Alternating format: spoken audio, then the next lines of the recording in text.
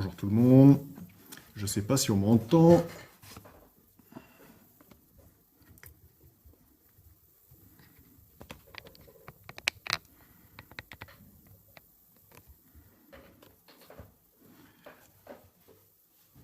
Bonjour, bonjour.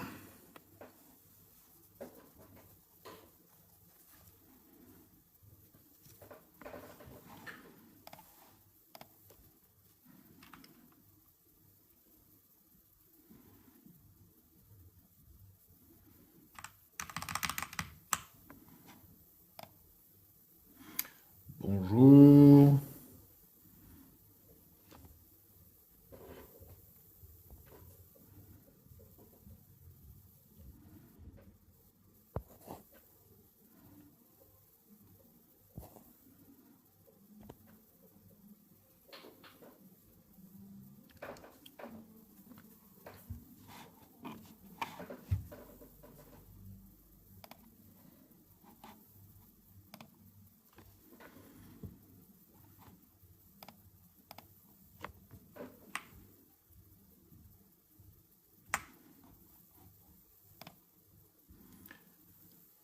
Test, test. Il n'y a personne dans le chat.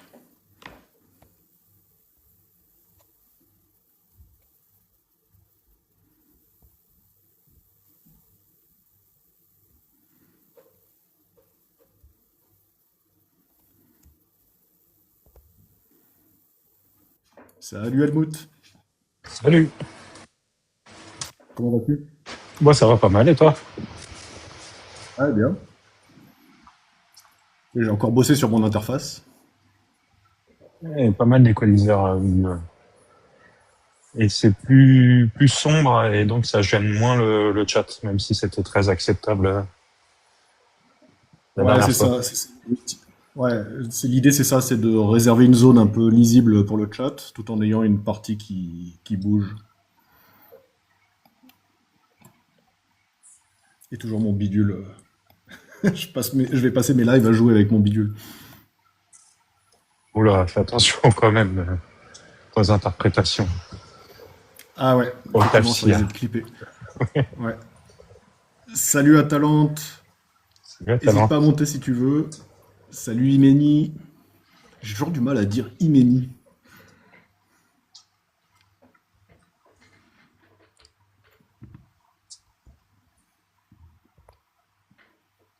Salut Atalante. Et salut! Tu vas bien? Ça va, nickel. T'as du mal à Donc dire toujours un peu l'objet. Imeni avec le pseudo que Ouais, je tu sais as? pas pour. Oui, c'est vrai, je suis gonflé, ouais. En fait, à chaque fois, quand ça va vite, je sais pas, j'arrive pas bien à prononcer Imeni. Je dis que c'est de la mauvaise foi. C'est possible. Mais c'est vrai que je suis un peu gonflé avec Molcoloplop. Ouais, donc j'ai ouvert, c'était aussi pour tester à nouveau mes réglages bricolés. D'ailleurs, je vois que ça pourrait être un peu plus centré. Essayer de le centrer. Test, test. Ouais, c'est un peu mieux centré. Non, pas terrible. Oups. Hop là, pas du tout ce qu'il faut faire.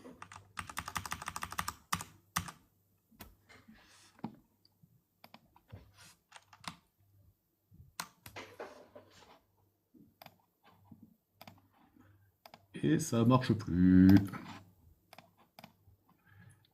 Et je sais pas pour quelle raison ça fonctionne plus. Ok. Vous m'entendez? Oui.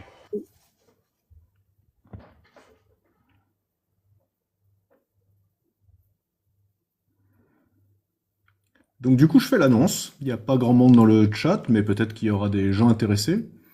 Donc c'est un live test technique, mais c'est aussi une manière de roder la proposition qu'on fait, à savoir d'avoir des échanges constructifs, sympathiques, un peu calmes, autour des raisons qu'on pense avoir de croire.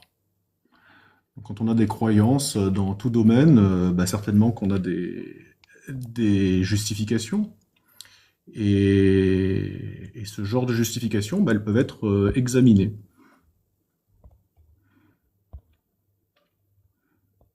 Hop là. J'invite tous les gens qui passent. Et donc c'est la proposition. Donc de vous accueillir, de faire le point avec vous avec une affirmation, une croyance que vous formulez. On voit si on arrive à la formuler correctement. Merci Mina. Et puis surtout, on va s'attarder sur les justifications que vous pensez avoir. Ça permet aussi, c'est ce qui fait aussi que les échanges sont souvent calmes, c'est qu'on va pas s'attaquer directement à la croyance elle-même, mais seulement aux justifications. Donc ça évite d'avoir une approche trop offensive ou qui empiète trop sur des choses qui pourraient s'avérer personnelles.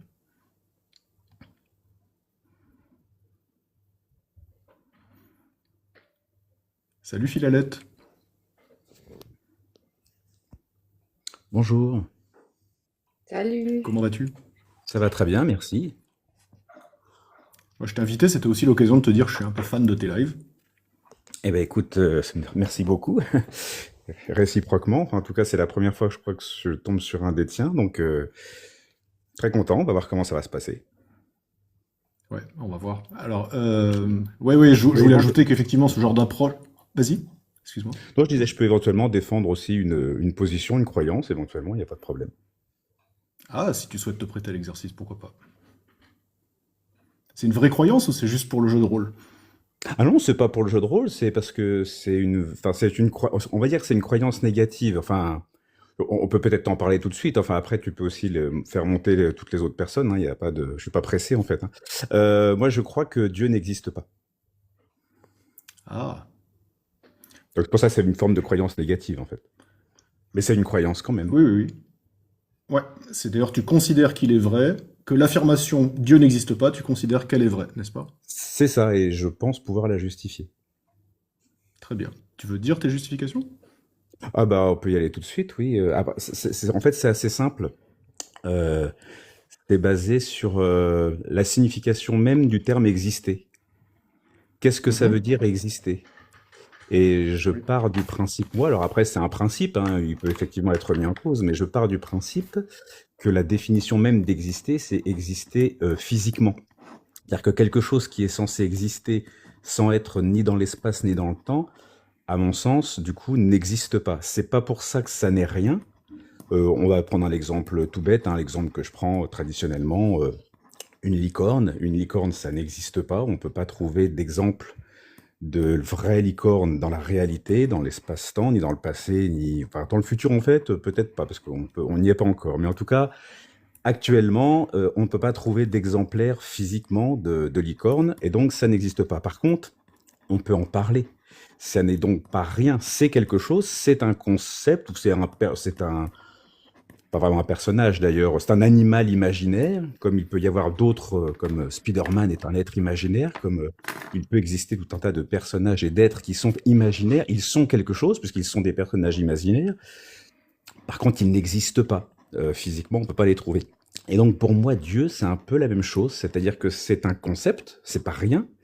On peut le définir, on peut en donner une définition, mais c'est pas pour ça que ça existe. Pour exister, il faudrait qu'il existe physiquement. Or, c'est antinomique avec justement le concept même de Dieu qui est censé ne pas exister dans l'espace et dans le temps. Donc pour moi, c'est contradictoire avec le fait même d'exister. Donc pour moi, il n'existe pas. Ok. Donc effectivement, je pense pas qu'il y ait matière à débat, on va être d'accord sur tout un tas de choses. J'ai noté des choses intéressantes dans ton expression. Une définition de l'existence, c'est-à-dire être dans l'espace et dans le temps. Mais par contre, tu as donné des exemples de choses qui existaient comme concepts. Ces C'est ça. concepts, ils sont dans l'espace et dans le temps? C'est toute la question. Pour moi, un concept, c'est une représentation, pour le dire vite, une représentation euh, de l'esprit, mais au sens du cerveau, quoi. C'est une représentation hum, ouais, cérébrale, on va dire ça comme ça. Mais Mhm. la représentation n'existe pas en tant que telle. c'est justement une représentation cérébrale. Donc après, la nature de ce truc-là, je suis pas assez peut-être pointu dans le domaine de la neuroscience, on va dire, pour le qualifier, enfin pour savoir exactement comment on peut le qualifier. Puis je pense qu'il doit y avoir pas forcément des polémiques, mais en tout cas des discussions autour de ça dans les domaines philosophiques, scientifiques, etc. Mais pour moi, le concept n'existe pas comme un objet physique, en fait. C'est pas pour ça que c'est rien, mais c'est pas un objet physique. Ouais. Ça veut dire qu'il existe des choses qui ne sont pas physiques. Bah pour moi, si elles sont pas physiques, c'est qu'elles n'existent pas. Il n'y a pas Mais tu d'objet viens de non dire que, physique qui existe. mais tu viens de dire que le concept existait, mais pas comme quelque chose de physique, mais que pour autant il existait. Ou j'ai mal Alors, compris. c'est une erreur de ma part. Parce que je parle trop vite et Ouais. comme en général dans les discussions, on parle vite. Et oui, le terme exister, à mon sens, ne devrait être utilisé que pour des choses qui sont dans l'espace et dans le temps, qui sont réelles. Exister, on pourrait peut-être comme synonyme dire être réel. Tout ce qui n'est pas réel n'est pas rien, mais n'existe. Sinon, on peut plus. En fait, le problème, c'est que sinon, on peut plus faire de différence entre ce qui existe et ce qui n'existe pas. Qu'est-ce qui va être le critère pour distinguer ce qui existe et ce qui n'existe pas? Pour moi, c'est ce qui est dans la réalité existe, ce qui est dans l'espace et dans le temps existe. Ce qui n'est pas dans l'espace et dans le temps n'existe pas. Ce qui n'est pas réel n'existe pas. Sinon, on peut plus faire de Ok. distinction. Ouais. Alors, moi, j'ai une solution à ça, hein. D'ailleurs, c'est marrant, Tony est dans le chat, on a déjà parlé de ça. C'est effectivement quand on admet un certain nombre de choses qui auraient une existence abstraite, et on va mettre les mathématiques, les concepts, ce genre de choses, on va déjà commencer à admettre une certaine forme d'existence Mm. qui échapperait au monde physique. Et C'est ça. moi, j'aurais tendance à adopter une précaution oratoire, mais aussi une manière de regarder les choses qui est réductionniste. C'est-à-dire que les concepts sont des activités des cerveaux. Mm. Et donc, qu'est-ce qu'on constate? Ben, on constate à un moment donné un cerveau qui fonctionne d'une certaine manière, euh, un organisme qui va parler, faire des bruits, de sorte que d'autres organismes le comprennent. Et tout ça, ça se passe dans l'espace et dans le temps. Et, euh, et donc moi, je vois pas de difficulté en fait à réduire tout ce qui existe, en effet, à des choses qui se produisent. Et là aussi, précaution oratoire, j'évite exister. Donc je vais parler de choses qui se produisent.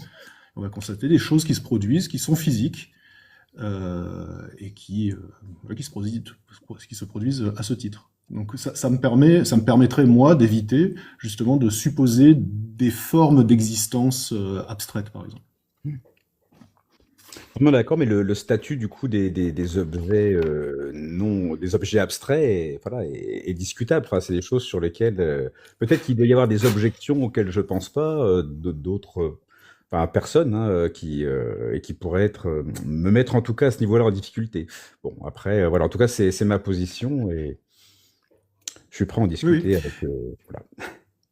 Alors, donc en philosophie, il y a des approches différentes. Il y a des approches matérialistes réductionnistes. Il y a des approches qui pensent qu'effectivement un certain nombre de choses, un certain nombre d'activités, de ce que nous on appellerait des activités du cerveau, qui justement ne se réduisent pas au cerveau. Et tout ça existe en philosophie de l'esprit. Alors j'ai utilisé le mauvais terme, mais on va trouver ce genre de choses en philosophie de l'esprit avec des approches qui sont différentes. Il n'y a pas de consensus sur ces choses-là. Mais par contre, il me semble raisonnable effectivement de décider d'adopter une position matérialiste, physicaliste et réductionniste. Et lorsqu'on discute avec des personnes qui ne sont pas forcément dans ce cadre-là, j'ai remarqué que 'fin, ça marche assez bien. En fait, c'est compliqué pour une personne ou alors disons que c'est assez facile, j'ai envie de dire, de faire admettre à une personne qui existait, forcément, c'est exister physiquement, parce que sinon, effectivement, enfin, facile façon de parler, mais faut bien avoir un critère de distinction, et là, ça me paraît voilà, le plus exact, le plus fondamental. Par contre, après, pour passer de ça, oui, et par exemple, Dieu ou l'âme, ou je ne sais trop quelle entité qui est censée exister, la logique entre les deux est difficile à faire. Mais bon, Mm. je m'y emploie, moi, en tout cas. Il y a un autre point que tu as mentionné et que je trouve intéressant, c'est celui d'aborder la chose via la question des représentations. Et ça, pareil, en philo, il y a quelques pistes. Il y a notamment un travail qu'avait fait Bertrand Russell sur la question de la dénotation et qui me semble intéressant. C'est-à-dire, il y a des propositions qui sont dénotantes, c'est-à-dire leur structure grammaticale nous laisse entendre qu'elles décrivent quelque chose qui se produit dans le monde, et pour autant, elles n'ont pas de dénotation. C'est-à-dire, dans le monde, il n'y a pas de correspondance. Et ça, c'est intéressant de le remarquer, parce que la confusion entre la chose et sa représentation, elle est partout dans notre expression. Par exemple, je vous montre mon téléphone et je vous dis, tiens, regarde, un chat. Bah non, c'est la photographie d'un chat. Et on fait toujours ce genre d'écart, et ça mène à des constructions ou des raisonnements qui justement fonctionnent sur des confusions justement entre la représentation et ce qu'elle est supposée représenter, et s'il y a quelque chose qui se produit et qui effectivement correspond à cette représentation.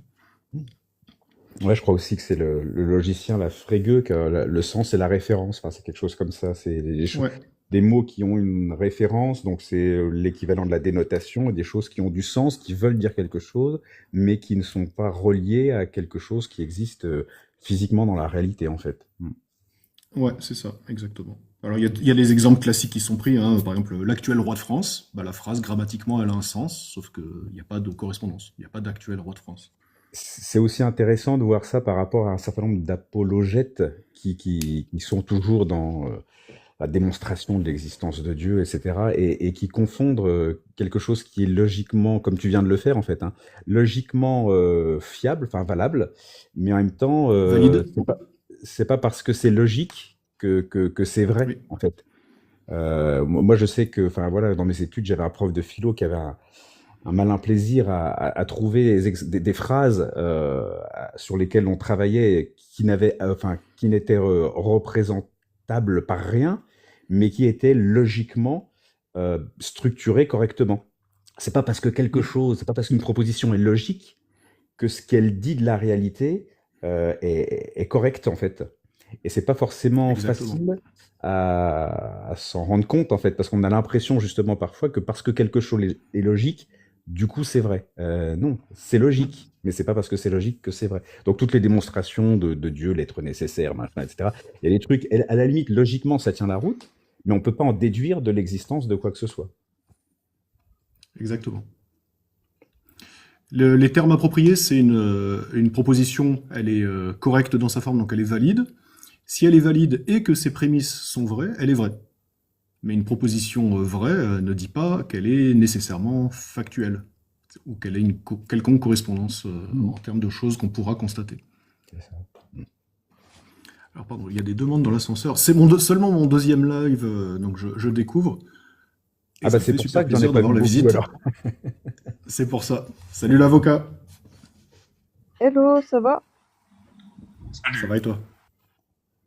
Ça va, Salut. il est vachement chouette ton fond, j'aime beaucoup. T'as vu, c'est la classe, hein. Et en plus, Ouais, je peux même bricoler. Quand je m'ennuie pendant la conversation, je peux tripoter mais le non, bidule. mais tu l'as trouvé où ce fond? Il est trop bien. C'est un générateur procédural. C'est une page web. Je t'enverrai le lien si tu souhaites. Et en fait, Non, je trop compliqué, filme. laisse Tu vois, tomber. je filme mon écran. Ah, Donc c'est du bricolage. d'accord, ok. Ouais, ouais. Pour conclure, la conversation c'est des conversations qu'on a hein, sur les histoires de preuves apologétiques, de métaphysique, tout ça. Moi, je comprends pas du tout. En fait, j'ai pas tout le formalisme logique. C'est pas quelque chose que j'ai étudié. Mais moi, je suis resté sur les enjeux de ça dans l'histoire de la philosophie. Et il se trouve que dans l'histoire de la philosophie, à un moment donné, toutes ces questions-là, à savoir est-ce que la raison pure nous permet de dire des choses factuelles, c'était grandement considéré comme plié, et donc non, la raison pure ne permet pas de dire des choses factuelles. C'était à partir de Kant. Et il y a des gens qui ont tenté justement de donner des critères comme ça pour évaluer les propositions du fait de leur structure grammaticale, c'est le positivisme logique par exemple, pour évacuer tout un tas de choses justement du champ des propositions qui seraient factuelles. Et il se trouve qu'en philosophie, il y a eu des difficultés qui se sont présentées, à juste titre, hein, notamment avec Quine, des choses qui ne permettent plus d'avoir un critère a priori. puisque enfin, je vais pas repartir sur Quine maintenant. Et donc donc ça c'est milieu XXe siècle, et en fait à partir de là, ce genre de difficultés, elles ont un peu coupé court à toutes les tentatives justement de, d'approche positiviste ou d'exclusion d'un certain type de propositions métaphysiques. Et du coup, la métaphysique est revenue un petit peu de cette manière-là, suite à ces difficultés. Donc aujourd'hui, c'est compliqué, par exemple, de rejeter des affirmations sur la base d'un critère de vérifiabilité, par exemple, de dire bah, ce qui n'est pas vérifiable n'a pas de sens. Bah, ça, c'est compliqué de le faire, parce qu'en fait, techniquement, on peut pas en décider comme ça de manière si dogmatique.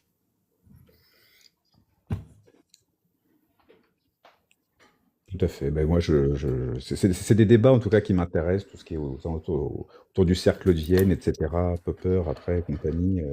Après, je sais pas s'il y a Ouais. vraiment, et j'espère pas finalement qu'il y ait entre guillemets, une réponse définitive à tout ça, mais ces débats sont vraiment intéressants et le fait de pouvoir en parler sur un média comme TikTok, ben, ça change de ce qu'on y voit habituellement en fait. Donc merci, merci pour ça. Ouais, je t'en prie, c'est cool. Vous avez quelque chose à ajouter, Helmut, Atalante, l'avocat? Moi, j'ai rien suivi, donc... On parlait avec Philalette de son affirmation. Il a partagé avec nous sa croyance dans la non-existence de Dieu. Et il a pour ça donné des justifications qui portaient sur la définition du terme exister. Bah, je suis d'accord avec lui. Voilà. C'est pas drôle. C'est pas le bon endroit pour l'opposition sur le sujet.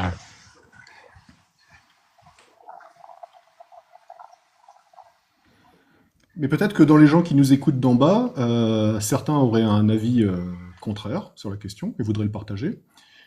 Par exemple, si vous avez une croyance dans quelque chose qui correspond à une définition de Dieu, une croyance dans un domaine spirituel, dans des théories alternatives en sciences, en histoire, n'hésitez pas à venir nous dire en quoi consistent vos croyances et surtout quelles sont vos raisons. Parce que quand on croit en une chose, c'est qu'on a de bonnes raisons d'y croire. Et on vous propose justement de voir avec vous ces raisons-là, de les examiner et de voir si elles sont si bonnes que ça.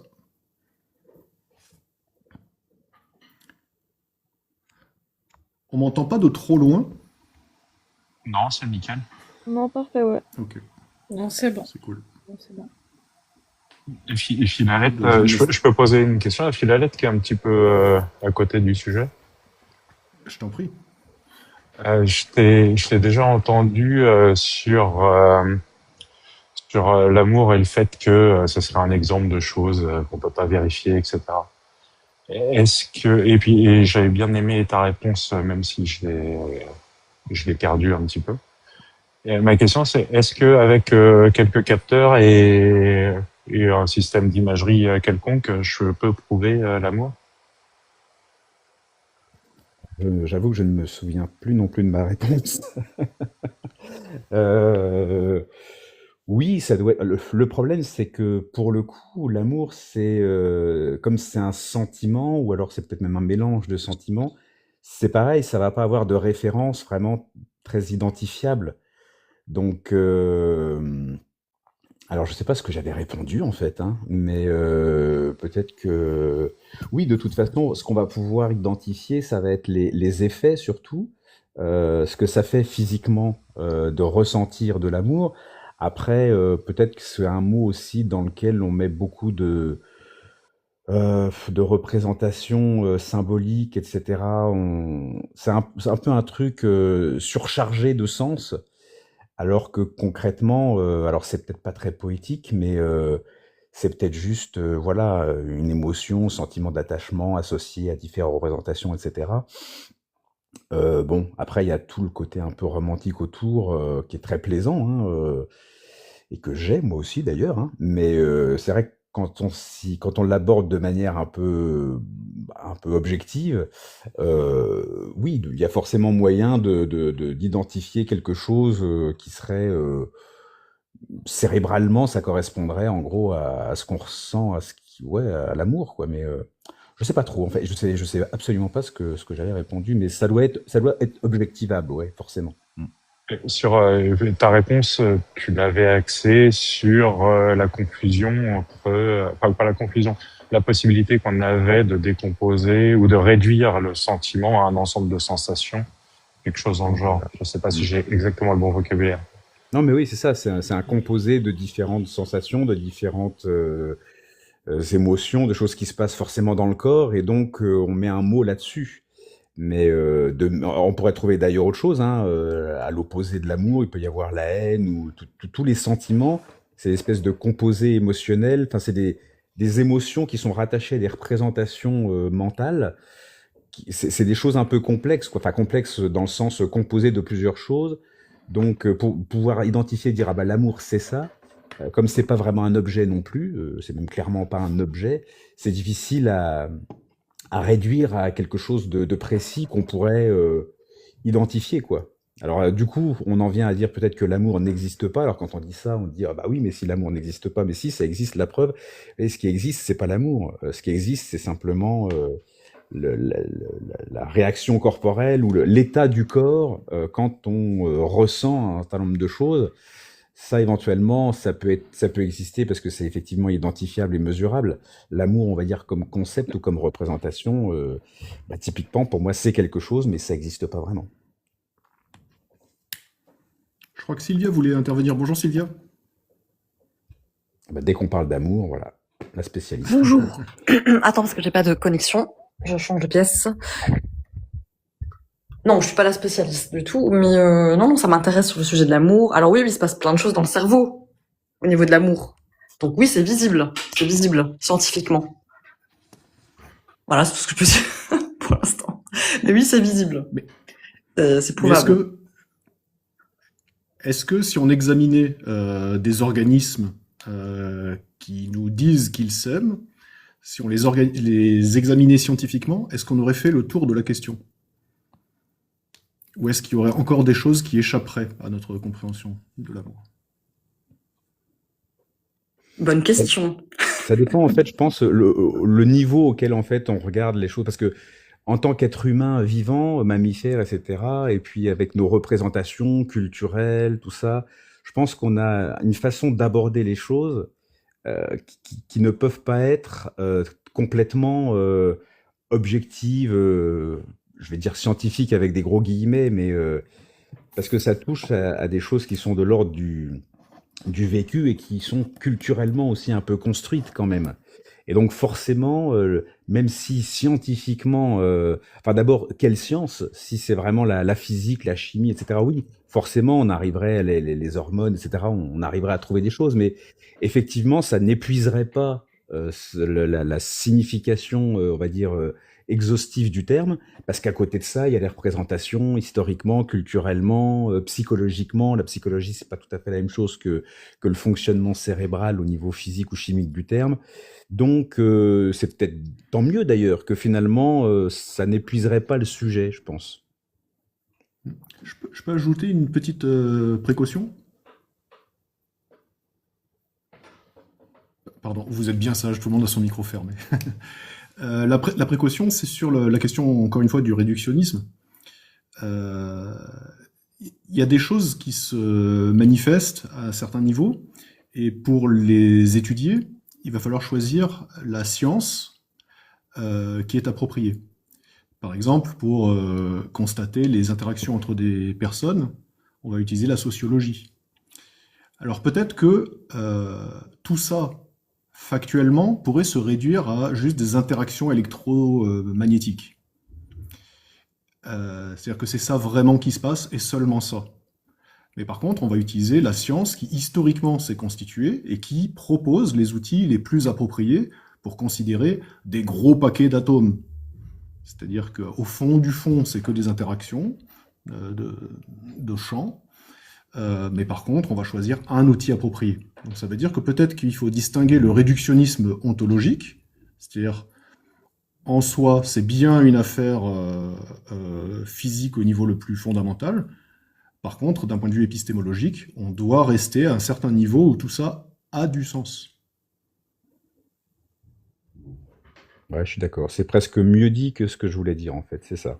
Et puis, on n'est pas toujours dans une interaction de type scientifique, quoi. Typiquement, je sais pas, moi, les relations qu'on peut tisser avec nos proches, ne serait-ce que nos parents ou nos enfants, si on est à se dire la seule chose que je ressens, c'est une forme d'attachement, on est dans l'éthologie, par exemple. Bon, enfin voilà, c'est quand même un peu, on vit aussi quoi. Comme disait Hume, vivre d'abord, philosopher ensuite. C'est un peu la même chose dans la vie de tous les jours, dans notre vie d'être humain. Bon là, on discute de manière justement, voilà, on a une certaine approche.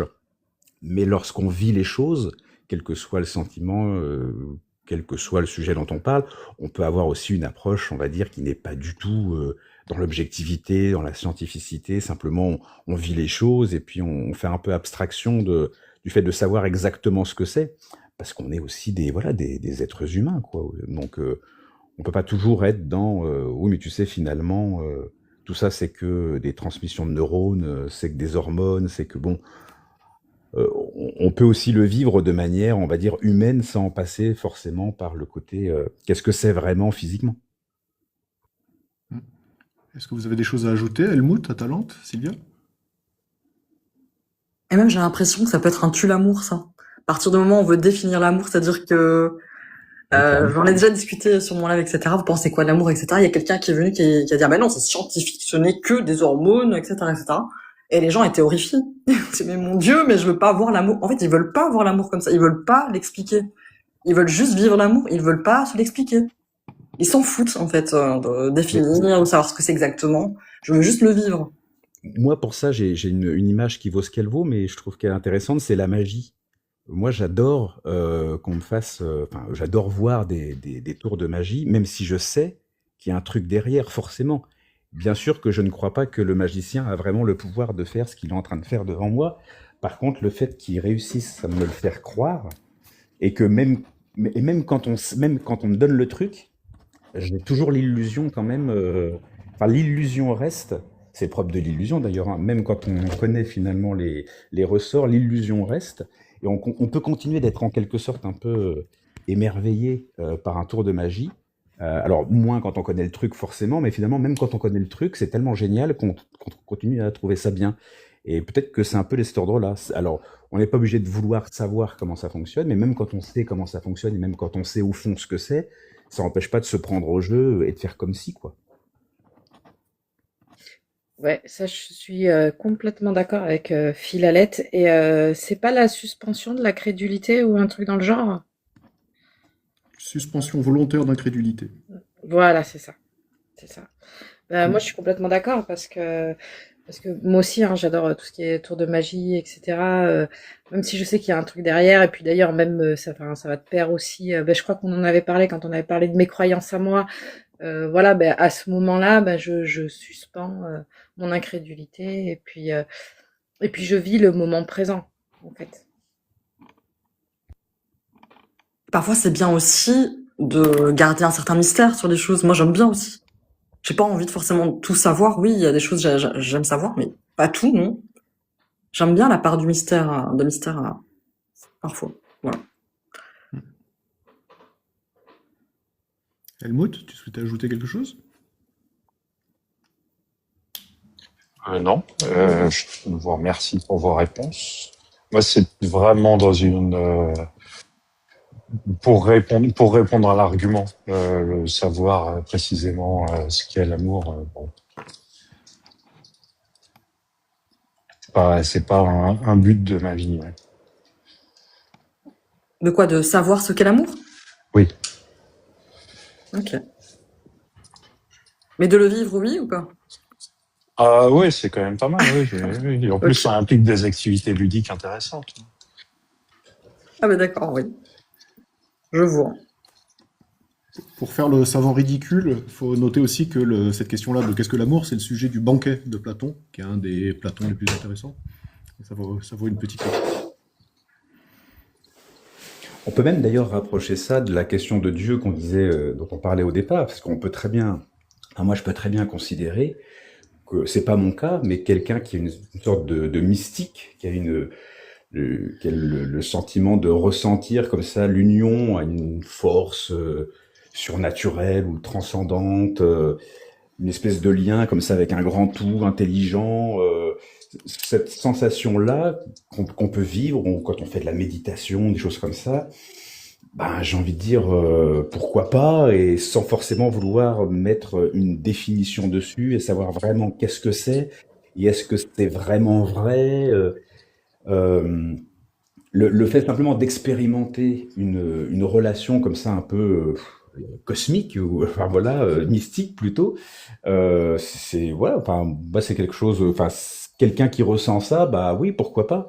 Après, s'il n'y a pas d'incidence entre guillemets religieuse sur comment il faut qu'on se comporte, comment il faut qu'on aime, comment il faut qu'on mange, comment il faut qu'on voilà, qu'il n'y a pas de prescription particulière, mais que c'est juste un sentiment.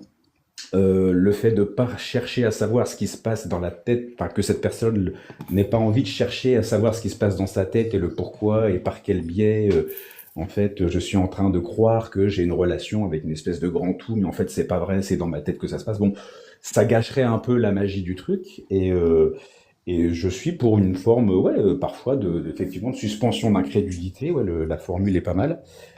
Parce que voilà, on n'est pas que des robots, quoi, on n'est pas des robots, donc il n'y a pas de souci de ce côté-là. C'est pour ça que moi, quand je discute avec des personnes qui ont certaines croyances, parfois, enfin, on tombe sur des gens vraiment sympas, qui ont une croyance, qui sont là-dedans, et le but, c'est pas forcément d'ailleurs enfin, de faire en sorte qu'ils ne croient plus ou de leur dire ce que tu crois, c'est n'importe quoi, voilà, juste peut-être Oui.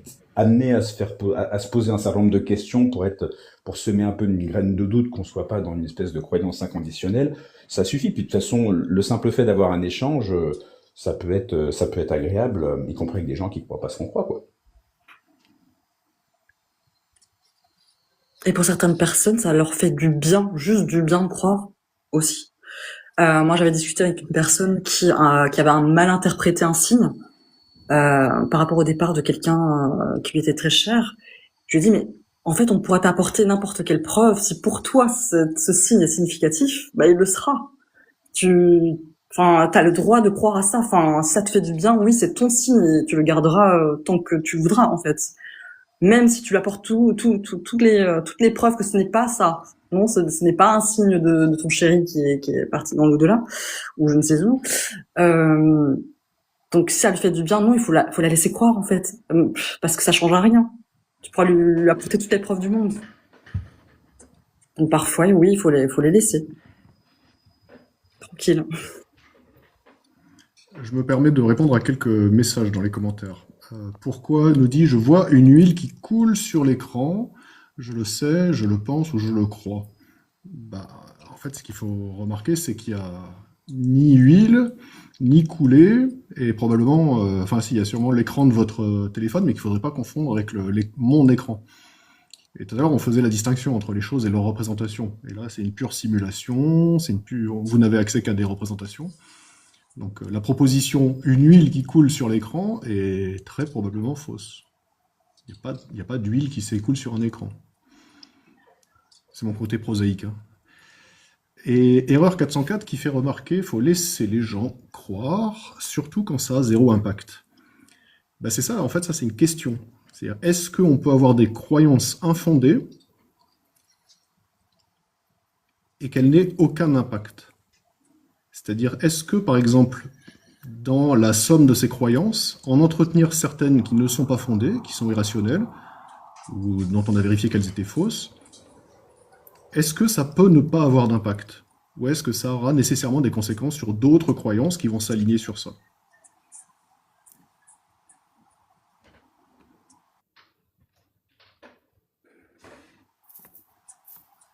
Moi, je pense que ça aura toujours au moins l'impact d'avoir trouvé une combine pour dealer avec son esprit critique. Et si on a réussi pour une croyance, pourquoi pas deux, pourquoi pas trois, pourquoi pas 1000? Oui. Et ça rejoint un petit peu ce que tout le monde a dit, Atalante, Philalette et Sylvia, sur le côté jouer le jeu. C'est-à-dire accepter ou même prendre plaisir à s'impliquer dans des fonctionnements comme ça, humains, dont on sait qu'ils n'ont pas nécessairement de validité en termes de faits, Mais parce que tout ça, encore une fois, ça a du sens. Ça a du sens parce qu'on s'implique avec d'autres personnes dans quelque chose. Et, euh, et, et donc oui, on peut admettre certaines formes de représentation comme ça pour jouer le jeu, parce qu'effectivement ça nous apaise ou ça nous permet de s'engager avec d'autres personnes dans un truc commun. Et c'est la question aussi, c'est-à-dire que c'est un petit peu comme la magie, c'était le terme qu'utilisait Philalette, c'est-à-dire que si on invite le public à rentrer dans un fonctionnement où il va jouer le jeu, bah c'est intéressant. Mais si maintenant on fait des tours de prestidigitation pour laisser entendre qu'on aurait des pouvoirs, que ces pouvoirs, ils ont une capacité thérapeutique, et que tout ça, en plus de ça, pourrait se monnayer, bah, là, ça va poser certains problèmes, puisqu'on va entretenir les gens dans une représentation fausse, quelle que soit sa propre intention ou le fait qu'on considère que c'est vrai ou faux, hein. Et ça, à mon avis, c'est extrêmement nocif, et ça va avoir des conséquences redoutables. Sur la question, pareil, du matérialisme, je crois que c'est Louis Althusser, alors j'ai pas lu, donc j'ai honte de citer un auteur que j'ai pas lu, mais c'est Louis Althusser qui donne une définition du matérialisme, et qui dit le matérialisme, c'est ne pas se raconter d'histoires. Et oui, se raconter des histoires, de temps en temps, c'est cool. Et on se prend à ça, on se prend à ce jeu-là. Mais par contre, c'est pas toujours cool. C'est-à-dire que si maintenant ça rentre dans une représentation du monde, et que cette représentation du monde, elle dirige nos actions, notre éthique, notre morale, notre manière de nous impliquer dans la société à un niveau politique, bah, tout ça risque de mener à des déconvenus, puisque ça va faire des décisions qui sont échafaudées sur des choses qui sont fausses et possiblement nocives.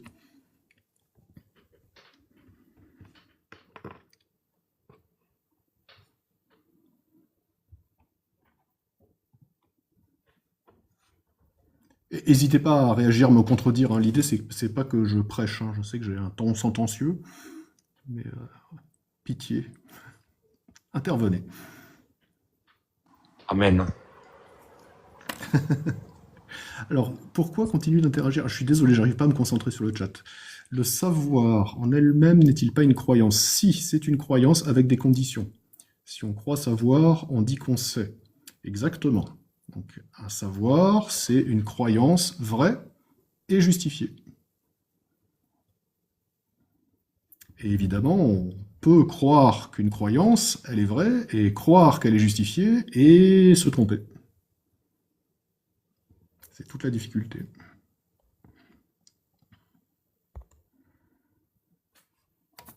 Bonjour Malik. Bonjour à tous, mes frères et sœurs. Je suis pasteur salafiste. Comment allez-vous? Je vais bien, je voudrais bénir cette assemblée. Ah, merci beaucoup. Ça va nous mener loin, cette affaire-là. Oui, mon frère. Vous vouliez réagir à ce qu'on disait, ou est-ce que vous voulez vous prêter à l'exercice que j'ai pas expliqué, mais je peux le réexpliquer si vous voulez? Non, je plaisantais. C'est juste, je rebondissais sur le terme sentencieux. Je voulais en rajouter une couche. Oui. D'accord. En fait, le thème, c'est en quoi croyez-vous et pourquoi? Ah, d'accord, c'est sur les croyances personnelles. Oui. Ouais, et en particulier sur les raisons qu'on pense avoir pour justifier ses croyances. D'accord, oui, je pensais que ça parlait de plus. J'ai cru comprendre que ça parlait de croyances scientifiques. Bon, mais là, c'est plus des croyances personnelles, donc c'est un peu délicat.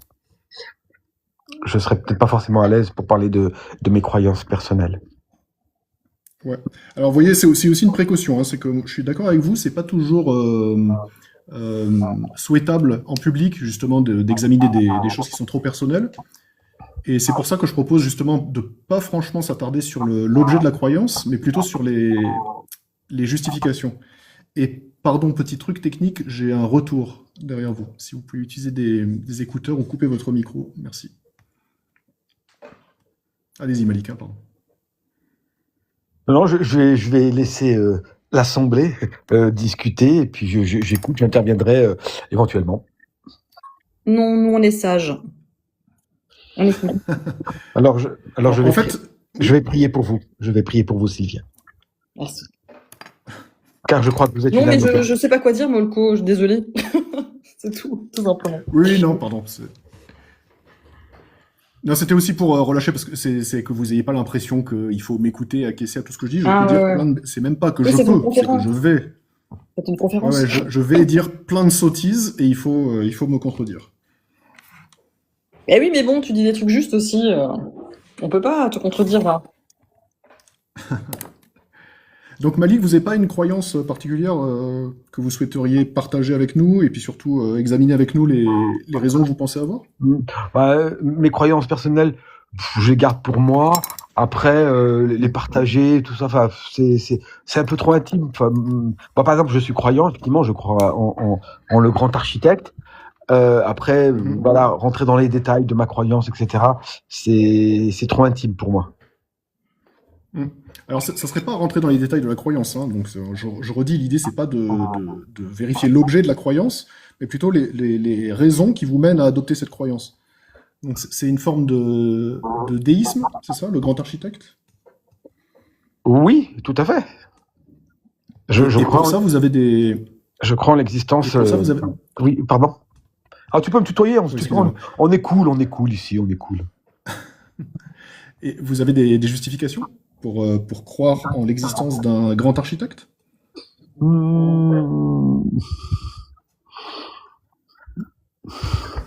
Oui, bah, en fait, concrètement, je me dis que. Alors là, je vais faire un peu de. Je vais parler en tant que. Non, je vais pas. Parce qu'en fait, moi, je suis physicien de formation. Et en fait, c'est la science, enfin, c'est l'interrogation de l'univers, son existence même qui me pose question. Et je me dis que l'hypothèse d'un grand architecte me convient. Parce que j'ai deux possibilités, en fait, concrètement. Voilà, c'est mon point de vue purement personnel. Je mets les pieds dans le plat, comme on dit. Donc, voilà, je suis physicien, donc j'adopte le modèle standard de la physique, de la cosmologie, qui est celui du Big Bang. C'est-à-dire qu'en fait, tout était réuni dans un point, il y a à peu près 14 milliards d'années, sachant que ce point, il n'y a pas d'espace autour de ce point, parce que l'espace naît avec la dilatation ou l'explosion de ce point. C'est ce qu'on appelle le Big Bang.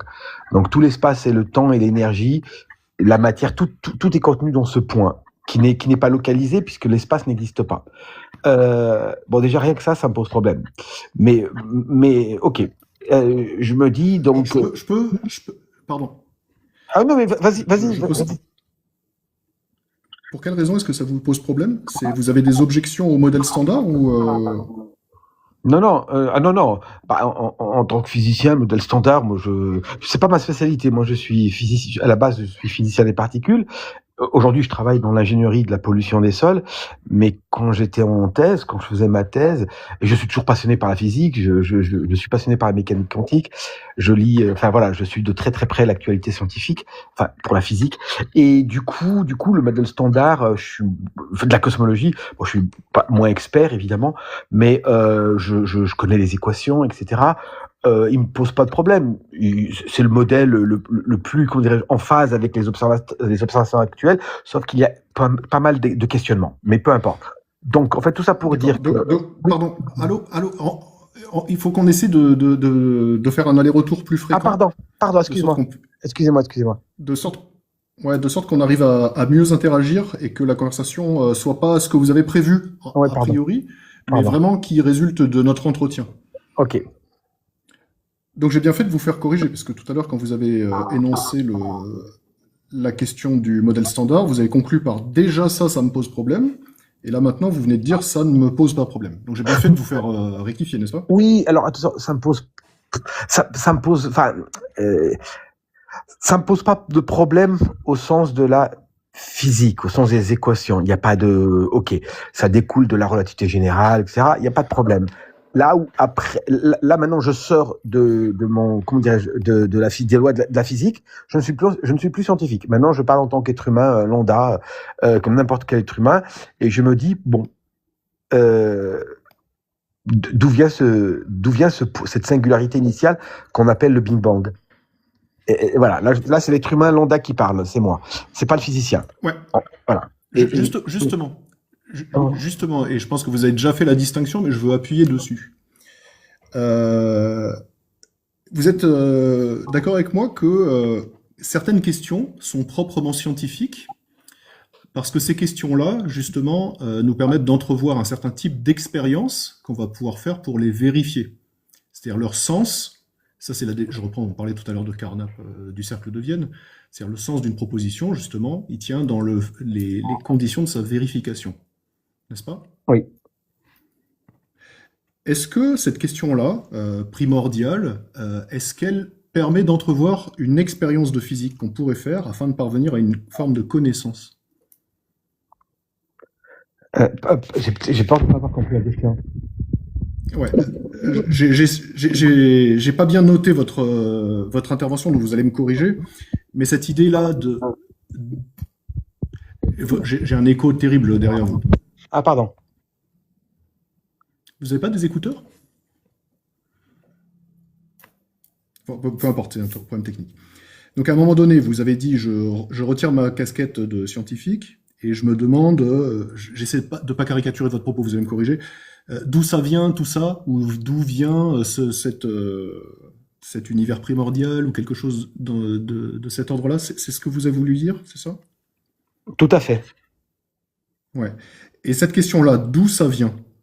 Est-ce que elle a un sens? Et je redis, mon critère, c'est aurait un sens une proposition qui nous permettrait d'entrevoir les conditions de sa vérification. Est-ce qu'elle a un sens, cette question? Je ne sais pas. Est-ce que, au moins, on peut dire qu'effectivement, et c'est ce que vous aviez dit, hein, et je veux insister sur ça, qu'effectivement, on a quitté le domaine de la connaissance, c'est-à-dire que c'est une proposition qui n'est plus une proposition scientifique. Oui, c'est l'interrogation que j'ai ne relève plus de la science. Très bien. Et donc, le type de réponse qu'on va pouvoir imaginer donner à ça ne sont pas des réponses scientifiques. Attends, juste à Entropie en bas, parce qu'il a mal compris mon propos ou je me suis mal exprimé. Pitié. Quand je parle avec vous, je me concentre sur votre propos et je ne regarde pas du tout le chat. Pardon, ok. Faites de même, s'il vous plaît. Sinon, on va se perdre. Ça marche, l'ami. Je repose ma question? Oui. Donc, est-ce qu'on est d'accord sur le fait que quand on pose un tel type de question, on a quitté le domaine de la connaissance? C'est-à-dire que la question elle-même ne relève pas de la science ou de la connaissance, et les réponses qu'on va pouvoir lui apporter non plus. Tout à fait. Très bien.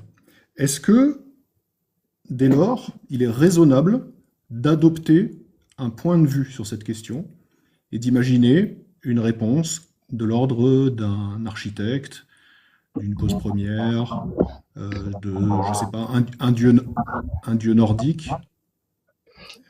Partant que tout ça n'est pas une affaire de connaissance, est-ce qu'il est raisonnable d'adopter un point de vue sur ces questions? Je ne sais pas. J'ai pas de réponse. C'est une affaire personnelle qui concerne les uns et les autres. Moi, je me suis juste contenté de donner mon approche personnelle.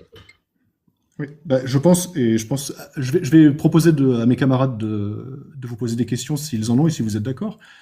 Mais je pense que justement, votre réponse, c'est la meilleure. Je ne sais pas. On ne sait pas parce que, proprement, ce n'est pas une question de connaissance. Et par contre, vous êtes arrivé en établissant une croyance dans un grand architecte, n'est-ce pas? Tout à fait. Est-ce que sans connaissance, sans capacité de vérifier quoi que ce soit, est-ce qu'il est raisonnable de considérer que des choses sont vraies? Une fois encore, ça reste une croyance. Oui, c'est quoi une croyance? Une conjecture, une hypothèse. Non, c'est quelque chose qu'on prend pour vrai sans vérifier. On peut dire ça aussi. Exactement, c'est une proposition ou un ensemble de propositions qu'on tient pour vrai. Est-ce que vous pouvez me laisser 20 secondes, ou même pas 10 secondes, pour répondre à un monsieur en bas? Parce que pitié. Ah, non, toujours pas. S'il vous plaît. Non, alors, non. Après. Bah, ok. Ouais, s'il vous plaît. Malik, il est dispersé. Je vous remercie, Malik. Pardon, Sylvia? Je vous remercie, Malik. Non, rien. Je dis, tu es dispersé. Ah, complètement. Est-ce que quelqu'un a des questions à poser à Malik? D'ailleurs, je peux même jouer de la flûte, si vous voulez. Pour égayer un peu l'ambiance. Non, ça ira. Ok. Ou de la guitare. Ok. Non, ça ira aussi. Ok. Philalette, Helmut? Moi, je veux bien, oui, Malik, cette espèce de grand architecte, comment tu te le représentes, enfin, sous quelle forme il est? C'est-à-dire, est-ce que c'est juste une forme d'intelligence, mais sans cerveau, qui organiserait le monde à partir de lois qu'il aurait lui-même forgées? Ou c'est quoi la représentation que tu as de ce grand architecte? Est-ce que c'est une personne? Est-ce que c'est, enfin, qu'est-ce que c'est en fait? Je ne me le représente pas. C'est juste un mot.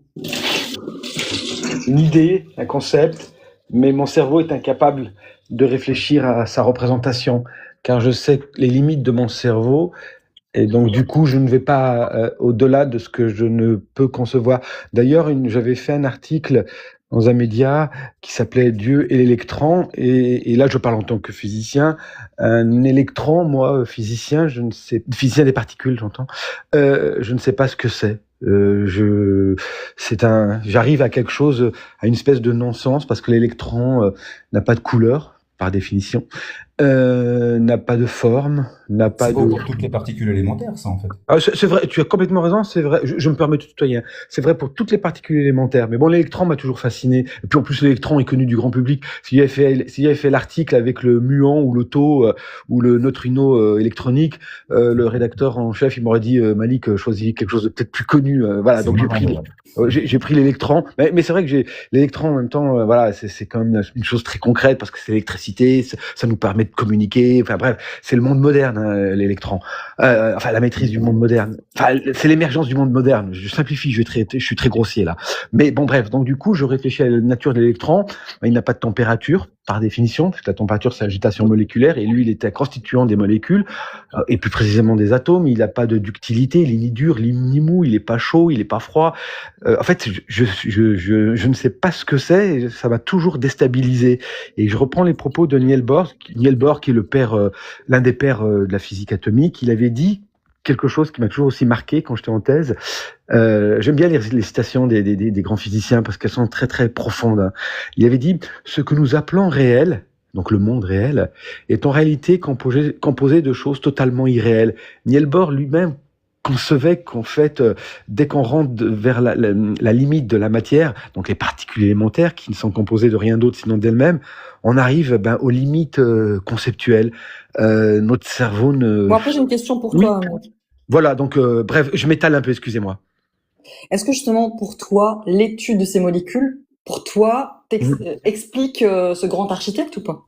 Alors, pas les molécules, les constituants des molécules, et encore les constituants des Quand molécules. tu fais ta passion, quand tu t'intéresses à tout ça, Ouais. est-ce que pour toi, c'est une façon d'expliquer ce grand architecte? Est-ce que c'est une réponse pour toi ou pas du tout? C'est autre chose. Oui, tout à fait. Il y a un lien pour toi? Ouais, tout à fait. Ok. Mais j'en profite quand même pour juste répondre enfin, je le dis oralement, je ne remets pas du tout en cause le modèle standard, puisque j'ai fait une thèse sur le modèle standard, notamment le modèle standard supersymétrique minimal, on appelle ça le MSSM, donc je remets pas du tout en cause ça. Je parlais tout à l'heure du modèle standard de la cosmologie, dans lequel il y a pas mal d'interrogations, l'énergie noire, la matière noire, etc., les trous blancs, les trous de verre, donc c'est passionnant, c'est absolument passionnant, et le fait qu'il y ait autant d'interrogations me passionne encore plus.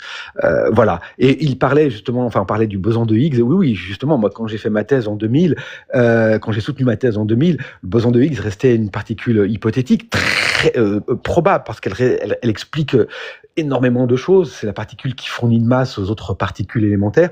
Donc, elle est extrêmement pertinente. Vraiment, c'est un modèle magnifique. Sauf qu'on l'avait toujours pas observé en 2000, hein, parce que la technologie à l'époque ne le permettait pas. Il a fallu attendre 2012 pour le détecter au CERN, au Centre européen de recherche nucléaire, sachant que l'hypothèse de son existence a été émise dans les années 60 par le physicien Peter Higgs. Hop, je m'arrête là. Ouais, merci beaucoup, parce que on part un petit peu hors sujet. Excusez-moi. Est-ce que Helmut a une question? Je sais qu'Helmut bosse en parallèle. Helmut? Oui, non, j'ai pas de question. Ouais, en effet, je suis pas. Bah, moi, je trouve J'ai ça pas en été fait, très attentif. Pardon. Désolé.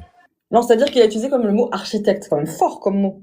Tu vois, t'aurais pu dire Dieu, t'aurais pu dire autre chose. Non, t'as choisi le mot architecte. Pour toi, c'est architecte. Donc c'est comme si c'était quelqu'un qui avait bâti quelque chose, je sais pas. Quel est le lien avec pourquoi architecte en fait? Non, parce que je sais plus dans quel. Je ne sais plus si c'était un dessin animé ou un feuilleton ou une série où j'avais entendu le grand architecte. La personne parlait de Dieu et elle a utilisé le terme grand architecte et ça m'avait fait rire et parfois j'utilise ce terme-là. À moins que tu aies franc-maçon, parce que franc-maçon, on l'utilise aussi comme terme. Ah non, non, bah, oui, alors mes détracteurs, mes ennemis, enfin Oui, les gens je qui te sont. dis ça. Ils me traitent de franc-maçon, mais bon, c'est des gens qui sont très limités, qui sont tellement pris par leur haine et leur incapacité à supporter l'altérité philosophique ou religieuse. Donc du coup, bon, voilà. Non, j'ai aucun lien avec. Ah, mais c'est parce qu'ils utilisent ce même terme, c'est pour ça. Oui ou non, mais moi j'avais vu ça dans un dessin animé, je sais plus lequel d'ailleurs, ah peut-être, non, j'allais dire Toy Story, non, c'est pas ça, je sais pas qui, mais ça m'avait plu. J'étais étudiant et voilà, et parfois j'utilise le terme, mais bon, ça veut dire Dieu, mais peu importe. Le grand créateur, le grand architecte, je sais pas comment appeler ça, mais peu importe. Voilà, c'est juste une appellation, mais j'ai pas de lien avec la maçonnerie. Enfin, ceci dit, c'est pas une insulte non plus d'être Ah franc-maçon. non, pas du tout. Non, voilà. Mais... Oui, pas du tout. pas du tout. C'était pas une insulte. J'ai une amie qui est franc-maçonne et que je côtoie depuis des années. Enfin, dans ma bouche, c'est absolument pas une insulte. Évidemment, les gens. Enfin voilà, je respecte les opinions, les points de vue Que des ce uns et des soit autres. Dieu, enfin, oui, c'est pas grave. Que ce soit Dieu ou architecte, comme un peu le dit Sylvia, je pense que ce qu'elle veut dire, ça dénote derrière une entité qui a l'intention de créer quelque chose. Est-ce que dans ton esprit, tu dis que tu ne te le représentes pas, ce grand architecte, mais puisque tu l'appelles ainsi, ou même quand tu l'appelles Dieu, ou quelle que soit l'appellation que tu lui donnes, derrière, enfin, ce mot-là, la réalité ou l'hypothèse que tu émets derrière, c'est qu'il y a un être, quelque chose ou quelqu'un qui a eu l'intention et qui a créé quelque chose, qui a organisé le monde comme il est, et donc derrière, c'est un être qui est doué de volonté ou d'intention. Est-ce que c'est ça ou pas? Il y a certainement de ça, évidemment. Oui, forcément. Parce que toi, tu penses, tu n'arrives pas à te représenter l'existence d'un monde qui n'aurait quelque part pas de cause intentionnelle. Ça te pose un problème, ça. Ça me gêne un peu, ouais. Pour quelle raison? Ça me gêne un peu parce que je me dis, si je reprends mon petit modèle du Big Bang, l'électron, les autres particules élémentaires, elles sont si merveilleusement agencées. Et du coup, statistiquement, si je voulais adopter une posture purement athée, et c'est pas du tout péjoratif dans ma bouche, hein, j'ai des proches qui sont athées, d'autres agnostiques, etc. Sachant que j'avais fait des calculs à l'époque. Si on prend, par exemple, et pardon, j'espère ne pas être trop ni long ni technique, hein, vous me coupez hein, si vous sentez que je vous prends la tête. Si je prends la charge de l'électron, qui vaut -1, et ben du coup, faut savoir que si on modifie, mais d'une quantité infime, la charge de cet électron, c'est pas -1, mais si c'est -1 avec, et vous modifiez de 22 jusqu'à 24 zéros, hein, donc c'est pas -1,1 ou -1,001 ou c'est -1,000 jusqu'à, enfin vous en mettez jusqu'à 24, bah, l'univers tel qu'on le connaît n'existe pas. Mais c'est pas tout. C'est pareil pour toutes les autres particules élémentaires. Comment, par exemple, je me dis, en fait, le truc le plus dingue, si je fais un calcul statistique, je prends l'électron et le quark up. C'est des particules fondamentales, élémentaires, chacune sont constitutives des atomes. Le quark up, il va composer le noyau, entre autres. Ok, et l'électron... Pardon, je vais effectivement vous interrompre. Ah, non, pardon, c'est qu'en fait, ça devient trop technique. Eh oui, je m'en doutais. Je m'en doutais. Et c'est pas grave. Et en fait, moi, ma remarque... Donc ça devient un petit peu trop technique, et moi ma remarque, elle va pas porter sur le quark up, mais elle va porter sur ce qui nous amène à adopter une croyance. Et précédemment, quand je vous ai interrogé, vous avez immédiatement cloisonné les deux champs, celui de la connaissance et celui de la croyance. Et je voudrais attirer votre attention sur quelque chose, alors j'imagine que c'est une maladresse, je vais pas mettre ça sur le compte d'une malhonnêteté. Malhonnêteté de qui? J'ai pas compris votre propos. Vous avez entendu ma phrase? Oui, vous avez entendu ma phrase ou pas? Oui, mais vous me parlez de malhonnêteté. Non, justement non. Ah, d'accord, j'ai mal compris alors, pardon. C'est parce que vous m'écoutez pas. Non, j'ai peut-être mal compris alors. Ouais, je vais recommencer. Donc, Tout à l'heure, vous êtes arrivé en cloisonnant extrêmement méthodiquement le champ de la connaissance et celui de la croyance. Mhm. Et j'ai repéré quelque chose dont je pense que c'est peut-être une maladresse et pas une malhonnêteté, et qui justement consiste à intervenir, euh, donner tout un tas d'informations techniques sur un domaine éminemment respectable, qui sont les sciences physiques, et qui vient s'adjoindre à l'établissement d'une croyance. Oui. Alors vous n'avez pas effectivement, enfin vous avez commencé à le faire avec l'argument du réglage fin, mais voyez que ça mériterait quand même peut-être d'ajuster votre propos.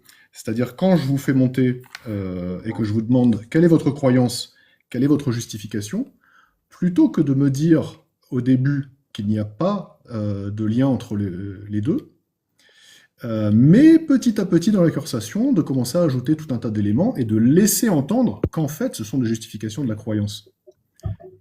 Vous Bah, voyez ce que je veux dire? oui, mais vous entendez bien que moi, je voulais pas parler de ça. C'est vous qui m'avez invité, Ah, voire très même bien. Eh ben, poussé à c'est rentrer dans les vrai, c'est détails. vrai, Donc, vous pouvez pas c'est me vrai. Et vous avez reprocher. raison. Pardon, vous pouvez pas me reprocher d'un côté d'être silencieux, sachant même que je vous ai dit que ça me gêne de parler de mes croyances personnelles parce qu'elles sont intimes, hein, somme toute. Et puis en même temps, me dire le contraire de ce que vous venez de me dire au départ, parce que voilà, il y a quelque chose de paradoxal dans votre approche. C'est où on n'en parle pas Non, du c'était tout, pas. et c'était mon approche. Moi, je voulais pas en parler. Je vous ai dit, monsieur, moi, je préfère pas en parler. C'est intime, c'est personnel. Mais ensuite, vous êtes rentré dans le détail du détail, etc. Donc, me poussant dans mes derniers retranchements, je n'ai d'autre choix que de répondre à votre question avec politesse évidemment et respect. Donc quand je vous réponds, vous me dites là vous répondez à ma question. Oui, mais dans ce cas, ne me posez pas de questions, cher ami. Non, c'était pas ça l'objet de ma remarque, mais peu importe. Bah, en tout cas, désolé d'avoir été un petit peu pushy, et Non, je vous mais remercie pas pour de votre Mais intervention. après, Malik, on peut parler de la croyance sans parler de ta croyance. Tu peux parler de la croyance en général. C'est ça. Oui, non, mais il y a aucun. Alors, parler de croyance en général, pourquoi pas. Moi, là où j'étais un peu en difficulté, j'allais dire, c'est que voilà, j'aime pas étaler Bah oui, mais il ma n'y a pas de foi au souci. Mais alors, public. parle juste de la croyance si tu veux. Ah oui, Tu peux pas parler oui, de ta croyance. d'accord, il y a pas de souci parce que en plus on est dans un contexte où on a tellement d'intolérance et de sectarisme chez certains individus. C'est vrai que dès qu'on parle de croyances, enfin je sais pas toi Sylvia si moi du matin au soir on me traite d'apostat, de machin, de mécréant, enfin voilà, Ah l'intolérance, bah moi, le en poste, je suis fanatisme. payé par la NASA. Alors, voilà. Ouais, moi, alors on me traite parce que chez eux c'est une insulte. On me traite de franc-maçon, on me traite aussi de salsion. Enfin, on en est là, hein. C'est alors que je sais pas. Excusez-moi. Oui. Excusez-moi, on a un peu quitté le domaine du Ah type d'accord. d'échange Excusez-moi. cadré. Non, mais il y a pas de souci. Je vais vous laisser. De toute façon, j'ai des choses à faire. C'est vraiment difficile de se faire entendre et de finir une phrase, hein. Pardon. En tout cas, je vous dérange pas plus. On aura Ah oui, l'occasion bon, de rediscuter. Pardon. Définitivement, je peux pas. Non, mais pas de problème. Bonne journée. Merci beaucoup. à vous. Au plaisir. C'est difficile.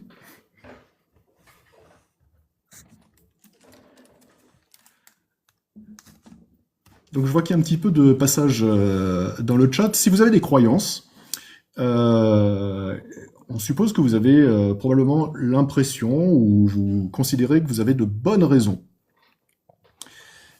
Et on vous propose de monter et de partager ces raisons qui vous mènent à croire certaines choses. Donc j'ai mis les définitions à l'écran. Croire, tenir une ou des affirmations pour vraies. Savoir, croire une ou des affirmations vraies et justifiées. Et la foi, croyance sans preuve. Est-ce que la Alors, foi qui a est un une bon croyance? moyen? Ah, croyance dans la salle, pardon. Qui a une croyance? C'est-à-dire parmi les gens qui sont... en attendant. pardon. Pardon. Je t'en prie, Philalette, vas-y. Moi, je voulais juste faire une petite parenthèse, parce que comme tu parles de croyances, de connaissances, etc., je ne sais pas si vous avez lu ou eu connaissance d'un bouquin de Sébastien Dieguez qui s'appelle Croivé. Enfin, je crois que ça s'appelle comme ça. Et il élabore en fait un concept intéressant qui s'appelle la croyance. C'est repris évidemment de l'expression que certaines personnes utilisent, enfin voilà, ils croivent, enfin qui conjuguent mal le verbe croire, mais lui en fait un vrai concept qui me semble intéressant. Il différencie la croyance, qui est juste effectivement le fait de tenir pour vrai quelque chose dont on n'a pas connaissance, donc on considère comme vrai, mais on ne sait pas vraiment si c'est vrai ou pas, et la croyance qui est plus une sorte de conviction que quelque chose est vrai, et même si en fait on vient nous apporter des informations, parce qu'en fait si je crois qu'il pleut dehors alors que j'ai pas d'accès à dehors, on me dit ben regarde, ouvre la fenêtre, il pleut, bon ben voilà, ma croyance, je croyais qu'il faisait beau, en fait il pleut, je me suis trompé et c'est fini. Il y a des sortes de croyances où même quand on en parlait je crois un peu tout à l'heure, même quand on a à disposition toutes les connaissances, tous les éléments, toutes les informations qui permettent de vérifier que ce en quoi on croit en fait est erroné, eh ben on continue à y croire quand même. Et lui, il considère du coup que là, on n'est plus dans la croyance, puisque finalement, on croit tous quelque chose, enfin, de l'ordre de je ne sais pas, mais je pense que, même si j'en sais rien, la croyance classique, qu'on est obligé, parce qu'on ne peut pas tout savoir, donc forcément on est obligé de croire un certain nombre de choses, de croire ce qu'on nous dit, par exemple, notamment, voilà, les journalistes, les scientifiques, etc. On croit ce qu'ils nous disent parce qu'on considère qu'ils ont une bonne méthode, enfin bref. Et donc la croyance, c'est vraiment le fait de croire quelque chose, et c'est une sorte de croyance qui fait partie peu à peu en fait de mon identité et qui fait que même si j'ai à ma disposition les informations pour contredire ce que je crois, je continue quand même d'y croire. Et là, il y a une sorte de croyance inconditionnelle un peu particulière qui le met hors du champ c'est pour distinguer en fait la croyance, on va dire ordinaire, et avec ce type de croyance-là qu'il appelle lui la croyance. Voilà, c'était juste ma parenthèse. Ou est-ce que c'est du Merci, déni Alex. aussi? Du déni? Parce que si quelqu'un sait quelque chose et qu'il continue à croire, bah, ça, quelque part, du déni? Non? Pas? Il y a une part de déni dans la croyance, effectivement, mais c'est juste pour qualifier différemment, pour faire un Différencier. distinguo entre différents types de croyances. Une Ok. croyance normale, enfin une croyance qui fait qu'on prend quelque chose pour vrai sans vraiment avoir vérifié si c'est vrai ou pas, ce qu'on fait presque tous les jours, enfin c'est quelque chose de normal, on va dire. Et la croyance, qui est le fait vraiment d'avoir la foi, en quelque sorte, à un certain degré, pourrait être de l'ordre de la croyance. C'est-à-dire que c'est au-delà de la croyance, c'est vraiment je prends quelque chose pour vrai et vous ne me ferez pas croire que c'est faux. Mhm. Et même si j'ai tous les éléments pour vérifier que c'est Mhm. faux, je continue à croire que c'est vrai. J'en profite pour accueillir et saluer Terra. Salut Terra. Et salut, je passe vite Et fait. terrain. Même. Super. Et j'accueille aussi Entropie. Bonjour Entropie. Bonjour, j'espère que vous allez bien. Hello, C'est Entropie. Bien et vous? intéressant, parce que j'avais envie de participer. Donc, Ah, super. Est-ce que vous peut-être pour souhaitez un vous peu prêter à rebondir cet ce qui a été exercice? dit là, juste rebondir par rapport à ce qui a été dit, c'est croire malgré la preuve du contraire. Je crois que c'est des gens, malgré qu'on n'a pas les preuves que leur croyance est fausse, quand bien même, bah, ils continuent à y croire. Donc c'est croire même avec la preuve du contraire. Si j'ai bien compris un peu ce qui a été dit auparavant. C'est ça. Oui, c'était intéressant par rapport à ce qui a dit. Ouais, pardon. Et est-ce que vous-même, vous avez Est-ce que des j'ai un croyances? décalage? C'est possible, puisque... Oui, c'est possible.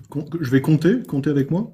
1, 2, 3, 1, 4, 2, 5... Oui. 3, Vous avez 5 4. secondes de décalage. Oh mince, c'est la 4. Descendez, je vous fais remonter immédiatement. Vous savez faire ou vous voulez que je le fasse? Pour toucher vite fait 2 mots, parce que c'est un sujet aussi qui est particulier, c'est toujours intéressant aussi de se confronter à ses croyances.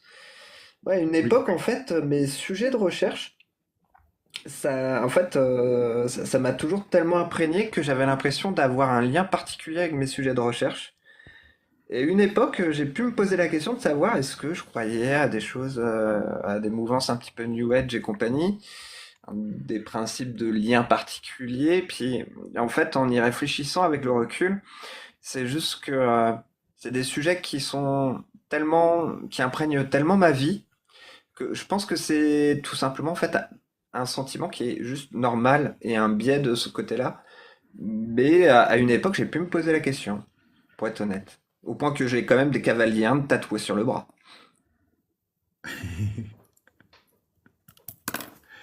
Entropie, on reteste? 1, 2, 3. Alors attendez, c'est à moi de commencer, je crois. 1, 2, Ok, allez. 3, Att- 4, Attendez, 2, 5. 3, 4, Ouais, 5, il y a 6. toujours un petit peu de décalage. Ouais, je suis désolé. Alors Je dois éviter le je cache tente ou ma je sais pas question. quoi, donner la petite latence. Oui, Ouais. Je tente ma question et je vous laisse faire une petite je suis à réponse et l'écoute. puis on va voir si on arrive à échanger. Est-ce que vous avez une croyance pour laquelle vous pensez avoir de bonnes raisons?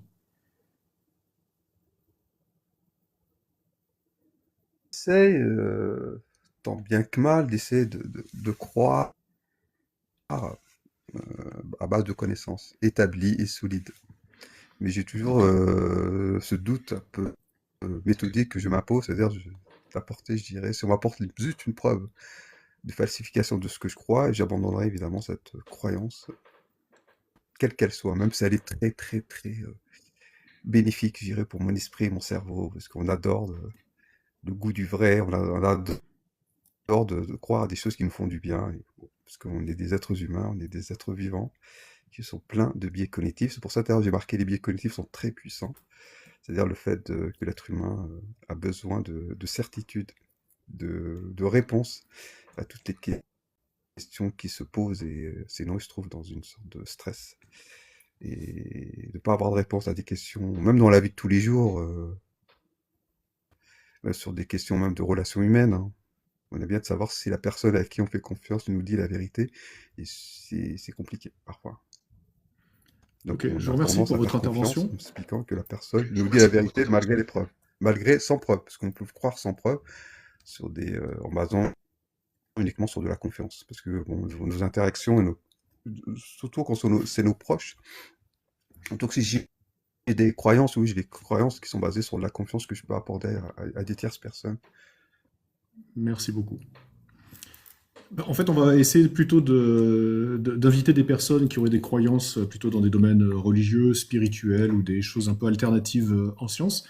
Merci pour votre intervention, Entropie. Bonne journée. Merci beaucoup. Je redescends. Du coup, bonne continuation et bon entretien. C'est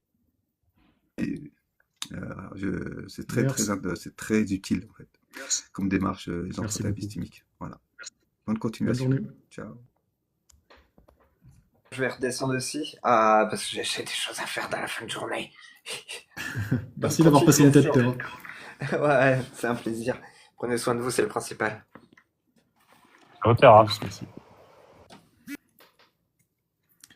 Donc je redis le principe, hein, si vous avez des croyances religieuses, spirituelles, des croyances dans des choses un petit peu alternatives en sciences, en histoire, certainement que si vous tenez ces choses-là pour vraies, c'est que vous pensez avoir de bonnes raisons, et on vous propose d'examiner ces raisons avec vous, et de voir si déjà elles sont bien une justification pour ces croyances, et si elles sont de bonnes justifications. Helmut, Philalette, si vous avez des choses à ajouter. Pour meubler, j'ai entendu parler, enfin, Entropie vient de parler des biais. Moi, je suis en quelque sorte, façon de parler, bien sûr, pour une sorte de réhabilitation aussi des biais, parce que souvent on prend les biais cognitifs, c'est très à la mode de dire, oh, mais ça c'est un biais, oh, mais ça c'est. De les considérer en fait comme des sorts, un peu comme un sophisme, c'est-à-dire qu'une erreur de raisonnement ou parce que c'est un biais, du coup c'est pas bon. Et en fait, les biais, finalement, c'est des raccourcis de la pensée. Heureusement qu'ils sont là. Je pense que c'est des choses qui, alors je suis pas du tout spécialiste de la biologie évolutionniste ou évolutionnaire, mais c'est ce qui nous permet justement de pouvoir accéder plus rapidement, enfin, à un certain nombre d'intuitions, de connaissances qui nous sont vraiment utiles dans la vie de tous les jours. Simplement, quand on les adapte ou quand on les utilise en quelque sorte, enfin, ou adapté à la connaissance des choses, effectivement, ça pose des problèmes parce que là, pour le coup, c'est plus vraiment adapté. Mais les biais cognitifs, c'est vachement bien. Heureusement qu'ils sont là et simplement, il faut en avoir conscience et puis il faut pas réfléchir uniquement à partir de là et avoir conscience qu'il faut dépasser parfois un petit peu certains biais, mais ces biais-là sont utiles en fait, et je pense qu'il faut pas non plus les dénigrer comme si c'était des espèces d'ennemis en quelque sorte. Voilà, je réhabilite les biais cognitifs en fait. Ouais, je peux te taquiner. Ah oui, bien sûr. Donc en fait, effectivement, les biais sont dans notre nature, mais il existe un raisonnement fallacieux qui est l'appel à la nature. Oui, tout à fait. Oui, c'est pas parce que c'est Donc naturel oui, que c'est c'est un petit... bien. Oui, oui. Exactement. C'est pas parce qu'on est prompt aux biais et que ces biais s'expliquent, par exemple, la surdétection de certaines choses pour surdétecter les prédateurs. C'est pas parce qu'effectivement c'est dans notre nature et que ça nous procure un avantage évolutif que pour autant c'est une manière valide de raisonner. Voilà, ça dépend en fait de quelle façon, en quelque sorte, ils sont utilisés. Mais le truc, c'est que je pense qu'on les utilise de manière totalement inconsciente pour le coup, et que on est obligé. C'est un peu comme l'illusion. On parlait des illusions tout à l'heure. J'ai beau essayer de ne pas être victime, on va dire, de l'illusion, si l'illusion est bien faite, même si je sais que l'échiquier là de je sais plus comment, même si je sais que les deux cases grises, enfin je sais pas si ça parle à tout le monde, mais c'est la référence qui me vient là, une illusion d'optique en fait, hein, avec deux cases d'échiquier qui on a l'impression qu'il y en a une qui est plus foncée que l'autre alors qu'en fait elles sont de la même couleur. L'illusion d'optique, même si on sait que c'est une illusion d'optique, on en est quand même victime, on y est quand même sujet. Et donc les biais cognitifs, je pense que c'est un peu la même chose, c'est-à-dire que dans notre vie de tous les jours, même sans nous en rendre compte, notre cerveau fonctionne avec ces biais qui sont ce qu'on appelle des heuristiques, hein, des manières plus ou moins rapides de résoudre une question. Enfin voilà, c'est un outil, c'est une manière que notre cerveau a de résoudre un problème. Et donc, par contre, adapté à la connaissance, au raisonnement, forcément, là, ça va plus. Il faut les dépasser et il faut éviter je vais pas dire de les utiliser parce que justement, je pense pas qu'on utilise des biais. C'est notre façon de fonctionner, la façon de fonctionner de notre cerveau, peut-être trop rapide, qui fait qu'on arrive à des conclusions, encore une fois trop rapides. Donc là, faut essayer de mettre le filtre on va dire de la rationalité et de la démarche scientifique pour essayer de pas tomber là-dedans. Mais oui, bien sûr que si je me laisse aller entre guillemets à mes biais, forcément, je vais pas arriver à une représentation adéquate de la réalité, c'est sûr. Mais pour autant, c'est quand même utile. Voilà. Mais c'est pas parce que c'est utile que c'est toujours bien. C'est ça, c'est peut-être que c'est utile à des chasseurs-cueilleurs, mais c'est peu utile à des gens qui essaient de raisonner sur des choses un peu plus complexes. J'ai un peu caricaturé la position, hein, désolé.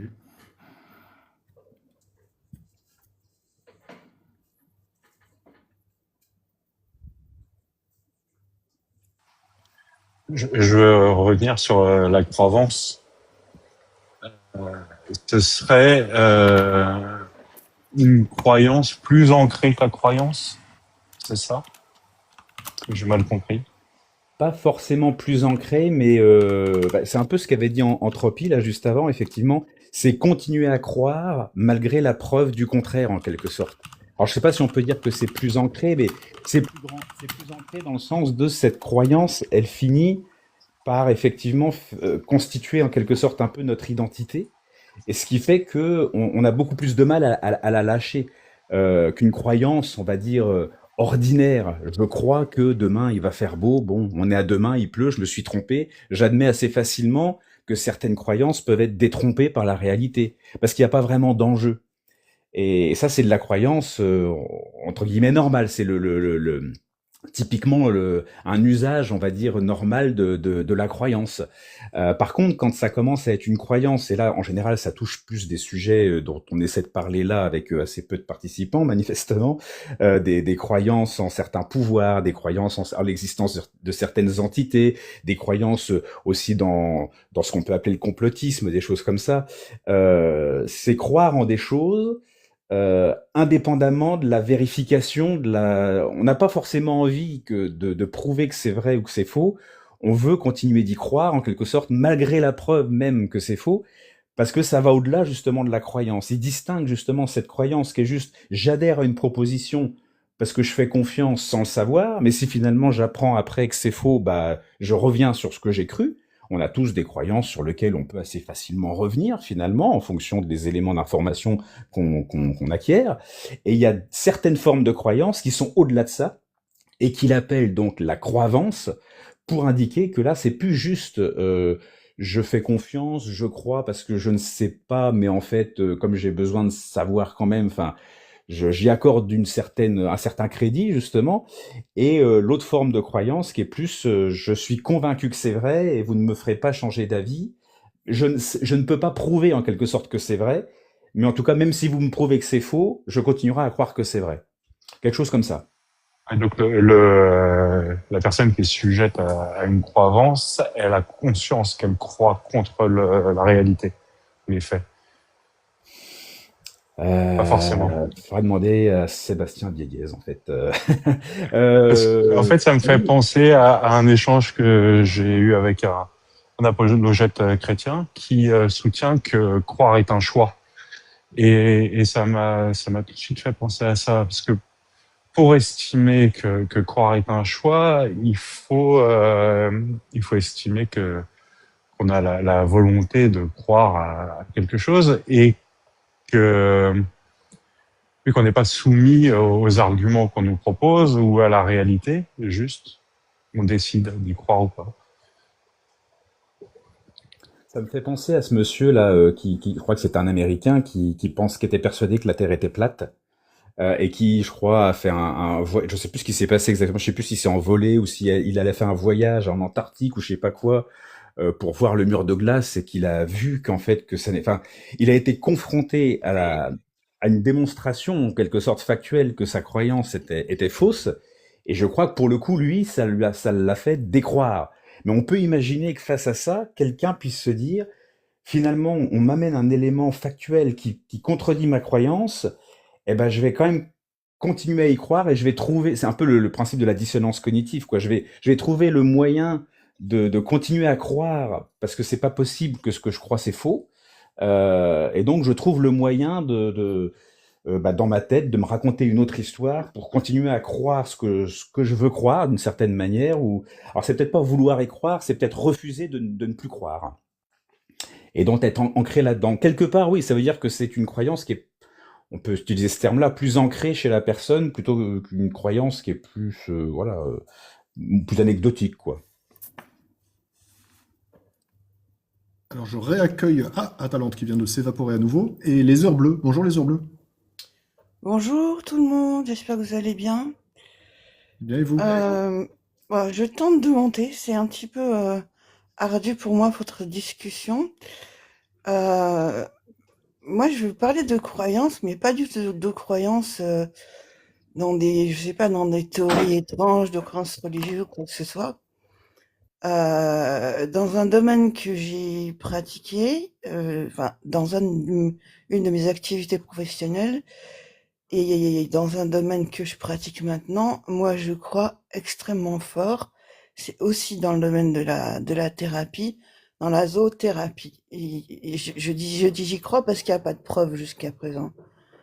Il n'y a pas de preuve, mais j'ai la certitude, vraiment, j'ai envie de vous dire, me demandez pas pourquoi, si vous pouvez me le demander, mais que ça peut sauver des patients, ça peut sauver des vies. Voilà. Alors moi, c'est en particulier le cheval, mais après voilà, c'est tout le monde n'a pas la possibilité de faire du cheval. Moi, la première, c'est quelque chose que je peux faire parce que ma fille vit à l'étranger, dans un pays où c'est possible. C'est pas coûteux, je veux dire. Mais voilà, moi, c'est une croyance que j'ai. Et je suis pas la seule, dans le sens, je sais que je la partage avec mon médecin, qui est un sceptique scientifique, et qui, Philalette, tu parlais d'une pareidolie, c'est le seul médecin que j'ai vu, dont j'ai vu dans son cabinet afficher une pareidolie, et avec le message en dessous qui dit « Tous les jours, je me trompe ». Voilà, et je trouve ça assez fort. Alors, je sais pas si ça rentre dans votre discussion, ce que je dis, ça se trouve, c'est tout à côté, c'est n'importe quoi, dites-moi, y a pas de problème. Non, je pense que c'est intéressant, mais vous avez déjà indiqué une limite, c'est-à-dire que vous y croyez très fortement, vous en êtes convaincu, je crois que c'est, ou non, vous avez parlé de certitude, je crois. Ouais. Mais vous avez aussi fait état du fait que l'état de la science ne confirme pas cette chose, n'est-ce pas? Pas encore. Il y a des études qui tendent à prouver, mais par exemple, on n'a pas de méta-analyse, mais encore. Mais on a des études très positives. Oui. Ça consiste en quoi, en fait, concrètement? Parce que j'ai pas bien compris le truc. La zoothérapie, c'est se servir de l'animal comme un médian pour aller mieux, quoi. Par exemple, moi, j'ai fait faut pas que je me trompe de mot, parce que c'est ça que j'ai à chaque fois, ça veut dire l'inverse. La médiation animale, euh, avec le cheval notamment, qui consiste à se réapproprier sa confiance en soi, son corps, à travers pas le jeu, mais le toucher, enfin l'approche de l'animal, quoi. Et par exemple, moi, dans mon métier où j'étais responsable, j'étais délégué d'État d'un contrat local de prévention de la délinquance et de gestion de l'insécurité. On avait une action très spécifique que j'avais mis en place avec des enfants, les enfants très très durs, les ados qui avaient basculé dans la violence, par exemple. Et c'était fait vraiment en concertation avec le juge des enfants. Et ça, c'était assez chouette. Et on les mettait dans des centres équestres. Et là, avec des chevaux pas les plus faciles, hein, les chevaux les plus compliqués. Parce que se mettre face à un cheval, vous ne pouvez pas faire autrement qu'être vous-même, quoi. Si vous êtes énervé, le cheval, vous ne pouvez rien en faire, il le sent. Euh, voilà. Et ça avait des résultats assez incroyables. Ma fille, par exemple, j'en ai fait avec elle.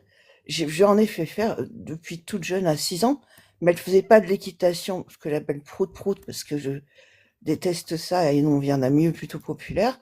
Elle faisait du rugby à cheval, du horseball. Et, et pour que les enfants trouvent leurs limites, par exemple, c'est quelque chose d'incroyable, quoi.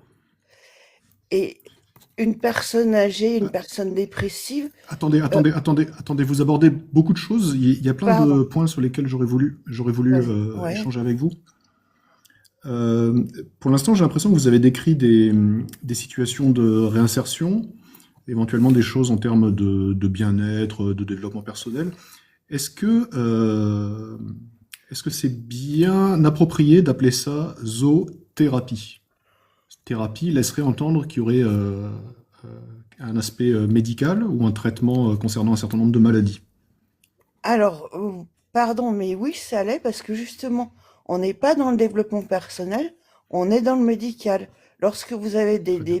des psychologues, même en TCC, enfin, qui vous incitent à prendre un chat, à prendre un chien, par exemple, parce que vous êtes dans une dépression profonde, on est dans le domaine enfin, du soin, de l'aide aux soins en tout cas. De la même façon qu'on peut dire à une personne dépressive, bah écoutez, sortez, c'est encore le mieux que vous ayez à faire, quoi. Très bien. Donc du coup, il y a bien un objectif thérapeutique. Oui. Comment est-ce qu'on est, quel protocole on pourrait mettre en place pour évaluer l'efficacité de cette thérapie? Oh, j'en sais rien du tout. Mhm. Par exemple, vous avez fait part de votre expérience personnelle. Est-ce que l'expérience personnelle est une bonne manière de vérifier l'efficacité d'une thérapie? Alors, je dirais qu'en théorie, non, et que moi, je suis plutôt, enfin, je suis pas du tout scientiste, hein. Si je devais me rapprocher d'une école, d'une communauté, ça serait plutôt la zététique, enfin, le scepticisme scientifique. Mais je sais plus ce que je voulais dire. Je peux reposer ma question si vous voulez, ça va vous remettre Ouais, sur je les veux rails. bien, ouais, parce que là, je suis perdu. Ouais. Ma question, c'est, donc on considère que c'est une thérapie par l'animal, zoothérapie, Ouais. et donc la question c'était quel protocole on peut mettre en place pour vérifier son efficacité.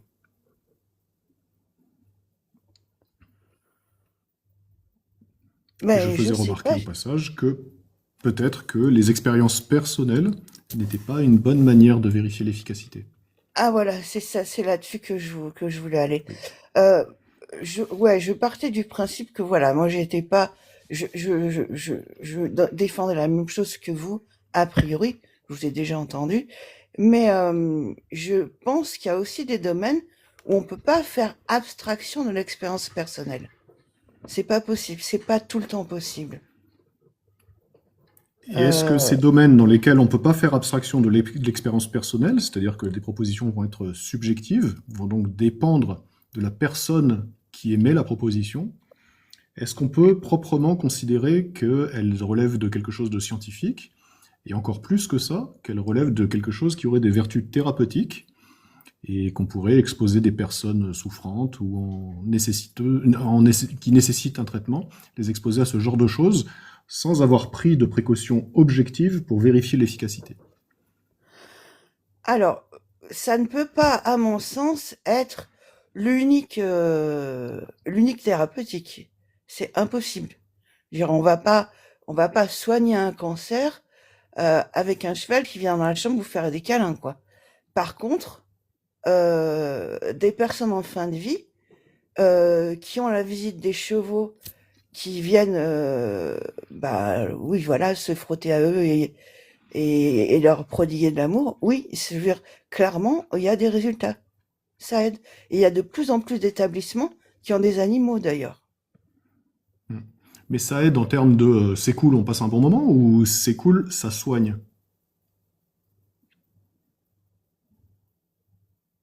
Euh, c'est compliqué de dire ça soigne parce que généralement, c'est des personnes qui sont en fin de vie. Donc, de toute façon, Moi, je suis d'accord avec vous, hein, c'est compliqué et il vaudrait mieux être prudent. C'est-à-dire en l'absence d'une véritable évaluation de l'efficacité de ces choses, il semble imprudent de nommer ça thérapie, n'est-ce pas? ouais, mais par contre, vous voyez, moi, j'ai rien inventé, hein. En ce qui concerne, par exemple, le travail avec des personnes handicapées, le travail avec des personnes qui ont eu, comme moi, des mastectomies et qui se sont fait amputer de leur poitrine, et qui l'assument pas, par exemple, ce qui est pas mon cas, moi je l'assume, euh, c'est des choses qui sont faites depuis des années, quoi. Qui, enfin, moi, je n'ai fait que reproduire qu'emprunter des choses qui étaient faites ailleurs. Il y a des grands éthologues qui ont mis ça au point. Pardon. Mario, Juste sur cet argument, tout à l'heure, on plaisantait un petit peu sur les biais cognitifs. Il y en a un, c'est l'appel à l'ancienneté, ou appel à la tradition. ouais, C'est je pas le parce qu'une connais, chose ouais. est pratiquée depuis longtemps que Qu'elle est vraie. nécessairement Ouais. qu'elle est vraie, qu'effectivement qu'elle a un bénéfice thérapeutique. Il y a des études, et je sais que mon médecin m'a parlé la dernière fois, il faut que je lui demande, il m'a dit, j'ai été à la soutenance d'une thèse sur la zoothérapie d'une ex-interne à lui. Donc, je sais pas, il doit me la filer. Mais il y a plein d'études en cours hein, sur le thème. Hein. Oui, mais ça, j'en doute pas. Mais en l'absence d'un consensus scientifique, d'analyse vraiment poussée, est-ce qu'il est raisonnable de tenir cette chose-là pour vraie, en attendant? Ou est-ce qu'il faudrait être plus prudent et s'abstenir de nommer ça des thérapies?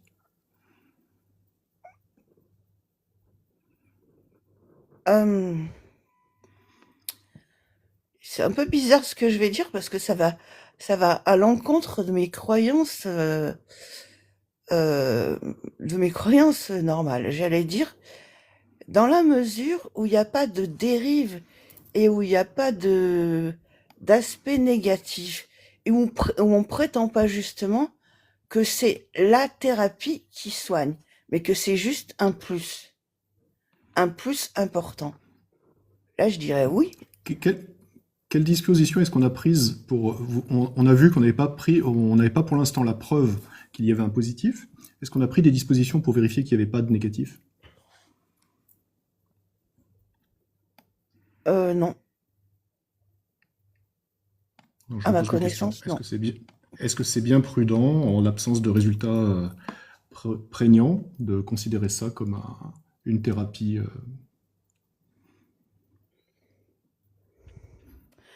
Bah, tel que vous me le dites, et effectivement, tel que je raisonne, moi, je dirais logiquement, et tous les jours, je dirais non. Enfin, j'irais dans votre sens. Mais c'est vraiment... j'ai parlé de ça parce que c'est vraiment la seule croyance que j'ai, quoi. J'en ai pas d'autres. Enfin, Mhm. les autres, c'est celles que j'ignore, quoi. Mhm. Ok. Moi, j'ai plus de questions. Peut-être Helmut ou Philalette auront des questions pour vous, si vous souhaitez, hein, Ouais, avec les heures bleues. moi j'en aurais une.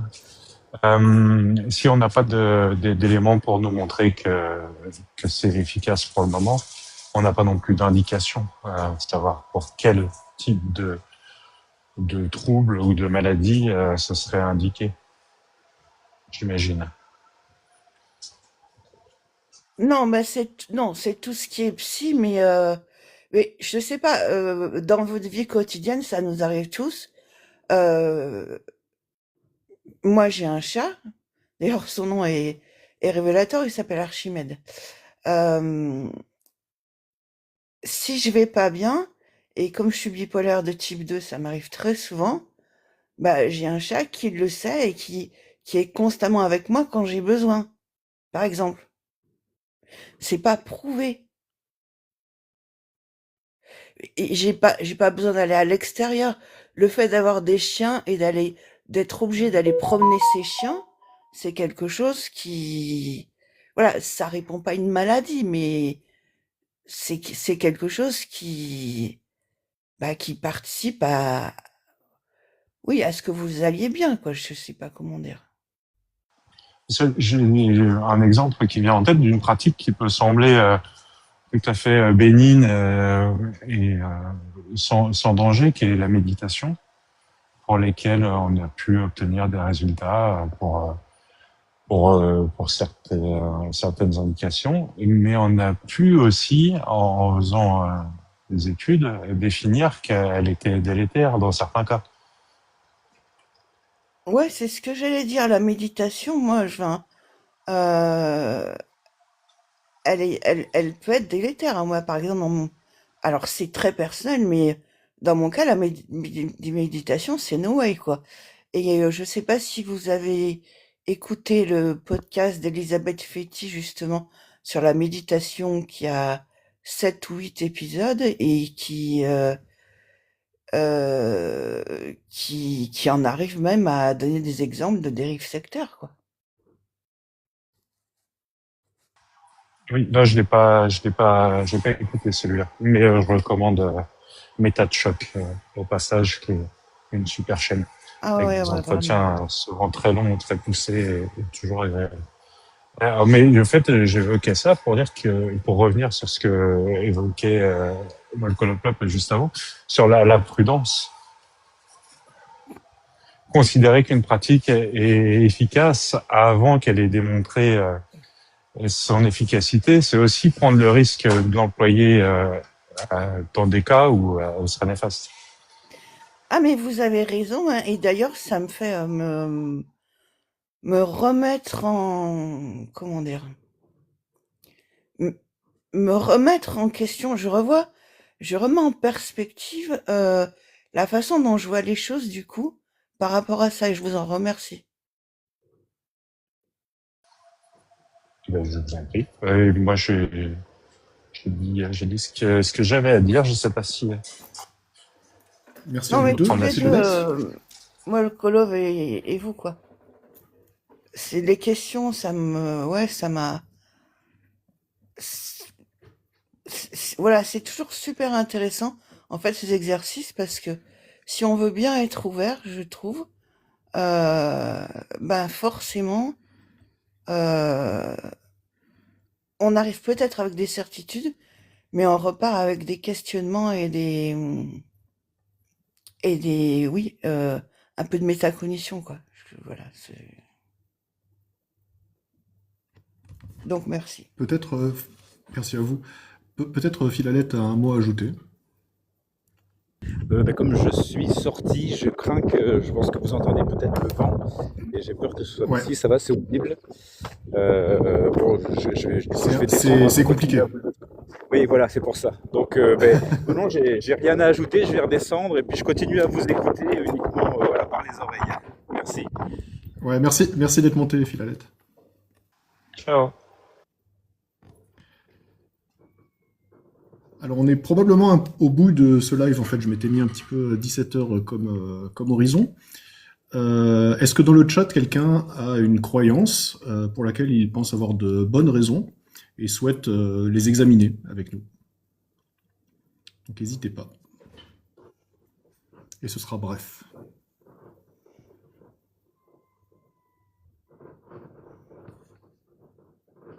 Et donc, par croyance, bien sûr, il peut s'agir de choses de l'ordre de la religion, du spirituel, de pratiques alternatives ou non conventionnelles en médecine. Ça peut être des théories alternatives en sciences, en histoire.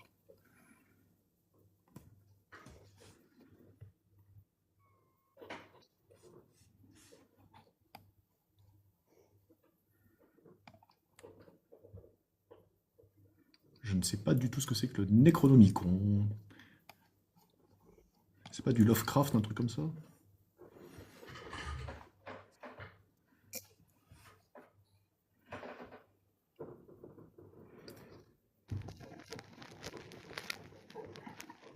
Bah, si personne souhaite se prêter à l'exercice, peut-être qu'on peut conclure. Vous avez des choses à ajouter? Les heures bleues, peut-être? Non, non, merci beaucoup parce que voilà, vous me faites voilà me poser des questions et me dire zut, est-ce que du coup tu tomberais pas, ça pourrait pas du coup s'associer à toutes les fake med et tout ce que je combats justement. Je sais pas si vous voyez ce que je veux dire. Oui, bien sûr. Je reprends un petit truc, j'avais lu comme ça sur des études et des méta-analyses justement sur certaines thérapies non conventionnelles. Et souvent, un des points qui était rapporté par les méta-analyses, c'était que il n'y avait pas d'efficacité spécifique. Et donc, par exemple, on allait montrer, par exemple, que la méditation, oui, ça a une espèce d'effet qui est très légèrement au-dessus du placebo, mais qui est identique, par exemple, au fait de s'inscrire dans un club de tango. D'accord, Vous voyez? ok. C'est-à-dire, oui, faire des trucs cool, c'est cool. Après, commencer à appeler ça des thérapies, bah, peut-être que là, c'est déjà il y a peut-être déjà un problème. Ouais, ouais, du coup, c'est ça que je me dis, ouais. Mais parle de médiation animale, ok, mais peut-être pas de zoothérapie, ok. Ouais. Helmut, tu souhaitais dire un mot de conclusion? Non, j'ai rien à rajouter. Tu fermes là?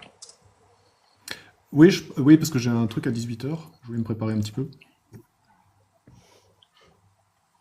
Ok. Bah, je te remercie. Et oui, Bien merci à toi. même si Merci j'ai à tous. encore été accaparé un peu.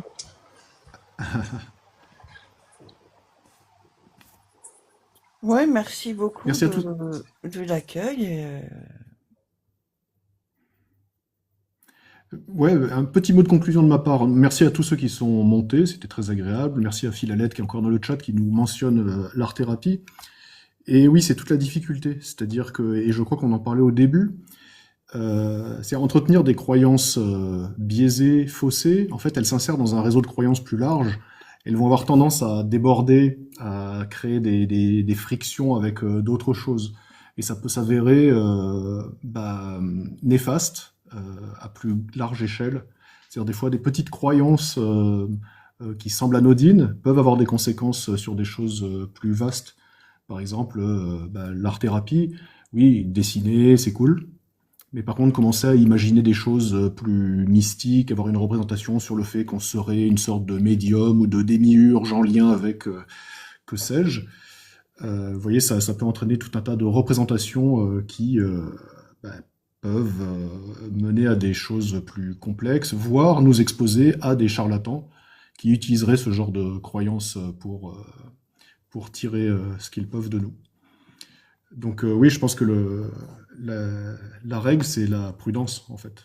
Il n'est pas facile de dire des choses, et il n'est pas facile de justifier ses croyances. Donc soyons prudents et évitons de tomber dans les mains des charlatans. Une question dans le chat, est-ce que tu sais quand est-ce que tu relanceras la prochaine fois? Je ne sais pas. J'essaierai de lancer assez régulièrement. J'interviens aussi dans le live d'Atalante le mercredi soir. Donc demain soir, 20h, 21h pour le début. Euh, et sur une proposition à peu près identique, mais avec Atalante et Galactique et Terra, à savoir vraiment d'essayer d'énoncer assez clairement une croyance, d'essayer d'examiner les justifications, et puis éventuellement se retourner vers des spécialistes d'un domaine pour apporter des choses plus précises.